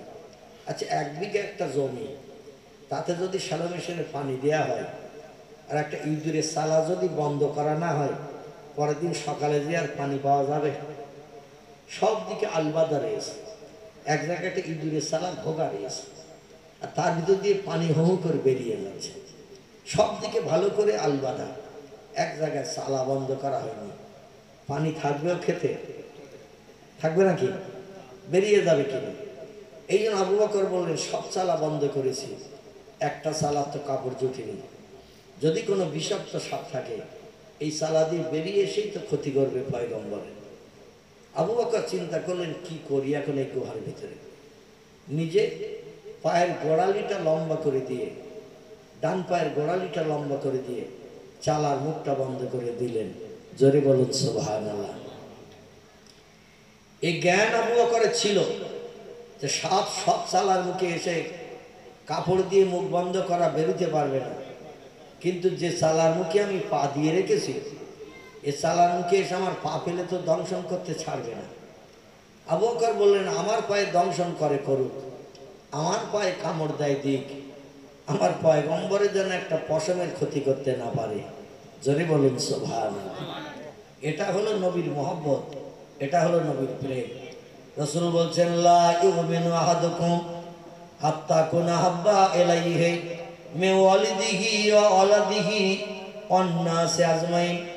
ও দুনিয়ার মুসলমানেরা, ও আল্লাহ বিশ্বাসী বান্দা বান্দিরা শুনে নাও, নারী পুরুষ তোমরা সবাই শোনো। লা ইউমিনু আহাদুকুম, তোমাদের ভিতরে ওই লোকটি ওই সময় পর্যন্ত কামেলে মুমিন ইমানদার সাব্যস্ত হতে পারলো না, আল্লাহর জান্নাত হালাল বানাতে পারলো না, জাহান্নাম হারাম বানাতে পারলো না, হাত্তা কুনা হাব্বা ইলাইহি, যত সময় না পর্যন্ত আমি নবী মুহাম্মদ আমার ভালোবাসা হৃদয়ে তৈরি করতে না পারবে। মে ওয়ালিদিহি ওয়ালাদিহি ওয়ান নাস আজমাইন। পৃথিবীতে বাপ যেমন সন্তানকে ভালোবাসে, সন্তান যেমন বাপকে ভালোবাসে, স্বামী যেমন স্ত্রীকে ভালোবাসে, স্ত্রী যেমন স্বামীকে ভালোবাসে, বন্ধু যেমন বন্ধুকে ভালোবাসা দেয়। দুনিয়ার সব ভালোবাসার থেকে আমার ভালোবাসা যে লোককে হৃদয়ে বেশি তৈরি করতে না পারবে, বিবি বাচ্চার থেকে, স্বামী স্ত্রী থেকে, বন্ধু বান্ধবের থেকে, আমার ভালোবাসা যার হৃদয়ে বেশি না হবে, সে অতদিন পর্যন্ত জান্নাত হালাল বানাতে পারবে না, জাহান্নাম হারাম বানাতে পারবে না। জোরে বলুন একটু সুবহানাল্লাহ। আমরা যদি এই ভালোবাসার নজিরের দিকে পরীক্ষা দিতে যাই, সকলে ফার্স্ট ক্লাস থার্ড হয়ে ফেল করব কিনা? সবাই ফার্স্ট ক্লাস থার্ড হয়ে ফেল করব কিনা? আমরা নবীর ভালোবাসা কেমন করি? একটু দরুদ শরীফ পড়তে বললো, আমরা ইতিকাফের নিয়ত করে বসে থাকি। ঠিক বললাম না ভুল বললাম? একটু দরুদ শরীফ পড়তে বললো, ইতিকাফের নিয়ত করে বসে থাকি। হুজুর পরে পড়ুক, আমরা আর গাল নেড়ে কষ্ট করব না। স্বামী স্ত্রীর মহব্বত আমাদের ভিতরে বেশি, বাপ মায়ের মহব্বত বেশি, সন্তানের মহব্বত বেশি, প্রেমিকার মহব্বত বেশি, বন্ধুর মহব্বত বেশি, নবীর মহব্বত আমাদের ভিতরে জাররা পরিমাণ নাই। আবু বকর বললেন, বিষাক্ত সাপ আমার পায়ে দংশন করে প্রাণ নাশ করে করুক, তো আমার নবীর গায়ে যেন স্পর্শ করতে না পারে। চালার মুখে পা লাগিয়ে দিলেন। জোরে বলুন একটু সুবহানাল্লাহ। আবার আমার আল্লাহ দেখে বলে, ওই ঈসা নবীর জমানার সব 750 বছর হায়াত দিয়ে তোমারে গাড়ি সুরের পাহাড়ের মাথায় বাঁচিয়ে রেখেছে। আমার পয়গম্বর মুহাম্মদ রাসূলুল্লাহকে তোমার বাড়ি এনে হাজির করে দিস। জান্নাত যদি হালাল বানাতে চাও, জাহান্নাম যদি হারাম বানাতে চাও, আমি আল্লাহ সৃষ্টির ভিতরে সেরা সৌন্দর্যমণ্ডিত বান্দাকে যদি দেখতে চাও, তাড়াতাড়ি ঘর থেকে বাইরে বেরিয়ে এসো। তোমার ঘরের সদরে উঠানে আমার পয়গম্বরের এনে হাজির করে দিয়েছি। জোরে বলুন একটু সুবহানাল্লাহ। সব খবর শুনে, এলহাম শুনে পাগল পারা হয়ে যায়। চালার ভিতর থেকে বাইরে বেরোনোর জন্য পরিকল্পনা নিয়ে এগিয়ে আসে। যে চালার মুখে আসে, ওই চালার মুখ কাপড় দিয়ে বন্ধ করা, মুখ দিয়ে ঠেলে কাপড় সরাতে পারছে না। এক মুড় দিয়ে যত চালা ছিল সবগুলো যে মুখ দিয়ে ঠেলা দিয়ে দিয়ে বিফল হয়ে গেল। সাপ রাগে ঘর ঘর করতে শুরু করলো। কোন বেয়াদব, নাউজুবিল্লাহ, নবীর দেখা থেকে আমার বঞ্চিত করার জন্য রাস্তাগুলো বন্ধ করে রেখে দিয়েছে। যদি একবার তারে পেতাম, উচিত শিক্ষা দিয়ে দিতাম। এভাবে রাগে ঘর ঘর করতে করতে এই মাথা থেকে ও মাথা পর্যন্ত চলে গেছে। শেষ মাথায় যে দেখে একটা সালার কাপড় দেয়া নাই, একটা মানুষের পায়ের গোড়া দিয়ে সালার মুখ বন্ধ করা। সাপ বলে, এই তো এই লোকটাই নিশ্চয় পয়গম্বরের সঙ্গে আমার দেখা দেওয়ার সুযোগ থেকে বঞ্চিত করেছে। সাপ গাল হা করে বিষ দাঁত আবু বকর সিদ্দিকের পায়ে ঢুকিয়ে দিয়ে সবল মেরে বিষ দাঁত ঢুকিয়ে বিষক্রিয়া রক্তের সঙ্গে অ্যাডজাস্ট করে দিয়ে সারা দেহ চমচম করে ঠেলে উঠল। আবু বকর বলে, বিষক্রিয়া আমার দেহ যত চমচম করুক, আমি পা টানবো না, কারণ পা টানলে সাপ বেরিয়ে আসবে, পয়গম্বরের ক্ষতি করবে। সাপ বলছি, কত সময় তুই ধৈর্য ধরে পা রাখতে পারিস দেখব। এই বলে বারবার করে সবল দিতে শুরু করেছে। আর বিষ দাঁতের বিষ রক্তের সঙ্গে মিশিয়ে দিয়ে দিয়ে সাপ আনন্দ উপভোগ করতে শুরু করেছে। এক সময় নিশ্চয়ই লোকটা বিষের যন্ত্রণায় পা টেনে নেবে, আর আমি বাইরে বেরিয়ে পয়গম্বরের সঙ্গে দেখা দিতে পারব। কিন্তু আবু বকর সিদ্দিক যে নাসল, জীবন দেবে কিন্তু পা টানবে না। আচ্ছা, আমরা যদি হতাম, বাপরে কিছু বলে পা টেনে গুহার থেকে বাইরে বেরিয়ে আসতাম কিনা? আসতাম না? আসতাম না। গুহার থেকে বাইরে বেরিয়ে সে বলতাম, ওঝা কোথায়, হসপিটাল কোথায়? সাপ সবল মেরে বিষ ঢুকিয়েছে। এখন ইঞ্জেকশন না দিলে বিষ তো পানি করা যাবে না। কোন হসপিটালে, কোন নার্সিং হোমে যাই? ভাইরা আমার, আবু বকরের দেখে রক্ত সব বিষক্রিয়ায় দেহটা সবুজ বর্ণ হয়ে গেছে। আবু বকরের দেহটা চমচম করছে বিষক্রিয়ায়। আল্লাহর পয়গম্বর যে পাটা লম্বা করে চালার মুখে দিয়েছিল, ওই পাটা নবীজি বালিশ বানিয়ে একটু মাথা দিয়ে বিশ্রাম নিচ্ছে একটু গুহার ভিতরে শুয়ে। পা লম্বা করে শোয়ার মতো জায়গা নাই। আমি গুহার ভিতরে নেমে দেখেছি পা উঁচু করে গটিয়ে শুলে শোয়া যায়। জোরে বলুন একটু সুবহানাল্লাহ। পা লম্বা করে শোয়ার মতো জায়গা নাই, হাঁটু দুটো গটিয়ে শর্ট করে শুলে শোয়া যায়। আবু বকরের পাটা বালিশ বানিয়ে নবী বললেন, সারা রাত জাগা, তুমি একটু বসো, তোমার পায়ের উপরে মাথা দিয়ে একটু বিশ্রাম করি। আবু বকরের পায়ের উপরে পয়গম্বর মাথা দিয়ে বিশ্রাম করছে, আর আবু বকরের বিষক্রিয়ায় চোখ দিয়ে টপ টপ করে গরম পানি নিচের দিকে পড়ছে। হঠাৎ 2-4 গোটা গরম পানি পয়গম্বরের চেহারায় মুখমণ্ডলে পড়েছে, কারণ নবীজির মাথাটা উরুর উপরে রাখা। হ্যাট হয়ে যখন আবু বকর কাঁদছে, চোখের পানি নবীজির মুখে পড়েছে। আমি আপনাদের কাছে জিজ্ঞাসাবাদ করি, চোখের পানি গরম না ঠান্ডা? কি তাও জানেন না? গরম। চোখের পানি হলো গরম। এই গরম পানি নবীজির চেহারায় যেই পড়েছে, নবীজির আধা তন্দ্রা আধা ঘুম ভেঙে গেছে। আল্লাহ নবী ধড়ফড় করে ঠেলে উঠে দেখছেন আবু বকর কাঁদছে। চোখ দিয়ে অজর জরে পানি গড়িয়ে নাকের পাশ দিয়ে ঠোঁটের উপর দিয়ে দাড়ি মোবারক ভিজে, জামা কাপড় ভিজে নিচে পড়ছে। নবী আবু বকরের এই কান্নারত অবস্থা দেখে বললেন, রে আবু কুহাবার বেটা আবু বকর, বুঝতে পেরেছি বিবির মায়া ভুলতে পারোনি, বাপ মায়ের মায়া ভুলতে পারোনি, সন্তানের মায়া ভুলতে পারোনি। আমার সঙ্গে ইয়াসরিবে মদিনায় গেলে কতদিন বাড়ি আসতে পারবে না তার ঠিক নাই। বিবি বাচ্চা ছেড়ে বিদেশে থাকতে হবে, তাই বিবি বাচ্চার মায়ায় পড়ে গুহার ভিতরে বসে বসে তুমি কাঁদছো। তোমার যেতে হবে না, যেতে হবে না, তুমি গুহা থেকে বেরিয়ে ঘরে চলে যাও, বিবি বাচ্চা নিয়ে মক্কা নগরীতে সংসারে সুখ ভোগ কর। আমি মোহাম্মদ একাই চলে যাব। জোরে বলুন একটু সুবহানাল্লাহ। আবু বকর বলে, ইয়া রাসূলুল্লাহ, ইয়া হাবিবাল্লাহ, আপনি ভুল বুঝবেন না, আমি আমার বিবি বাচ্চা বাপ মায়ের জন্য, সন্তান সন্ততির জন্য কাঁদি না। আল্লাহে লা শাক্কা ফীহি, সেই খোদার কসম, আমি আমার বিবি বাচ্চা বাপ মায়ের জন্য কাঁদছি না। নবী বলে, তাহলে কাঁদো কেন? আবু বকর বলে, এই যে পাটা চালার মুখে দিয়ে রেখেছি, চালার ভিতরে বিষাক্ত সাপ আমার পায়ে সবল দিয়ে বিষক্রিয়া শুরু করে দিয়েছে। একটু তাকবীর ধ্বনি দেন, নারায়ে তাকবীর। একটু জোরে বলেন না, নারায়ে তাকবীর। সিলসিলায়ে হক মুজাদ্দিদুল জামান, সিলসিলায়ে হক মুজাদ্দিদুল জামান, আগত পীরজাদা হুজুর কেবলা, আগত পীরজাদা হুজুর কেবলা, নারায়ে তাকবীর। আমার ভাইরা, রাসূলকে আবু বকর সিদ্দিক বললেন, ইয়া রাসূলুল্লাহ, একটা সাপ আমার পায়ে বারবার দংশন করে রক্তের সঙ্গে বিষক্রিয়া শুরু করে দিয়েছে, যন্ত্রণা আমি আর সহ্য করতে পারছি না, চোখ দিয়ে গরম পানিতে আপনার চেহারায় পড়েছে, কিন্তু আপনার ঘুম ভেঙে যাবে আমি বুঝতে পারিনি, অনিচ্ছাকৃত এই ত্রুটিকে আপনি ক্ষমা করে দেন। নবী ডেকে বললেন, কোন বেয়াদব আর বিপদের দিন আমাদের সঙ্গে দুর্ব্যবহার করছে, তুমি একটু পাঠানো তো বাবা, দেখি কে আছে এই চালার ভিতরে।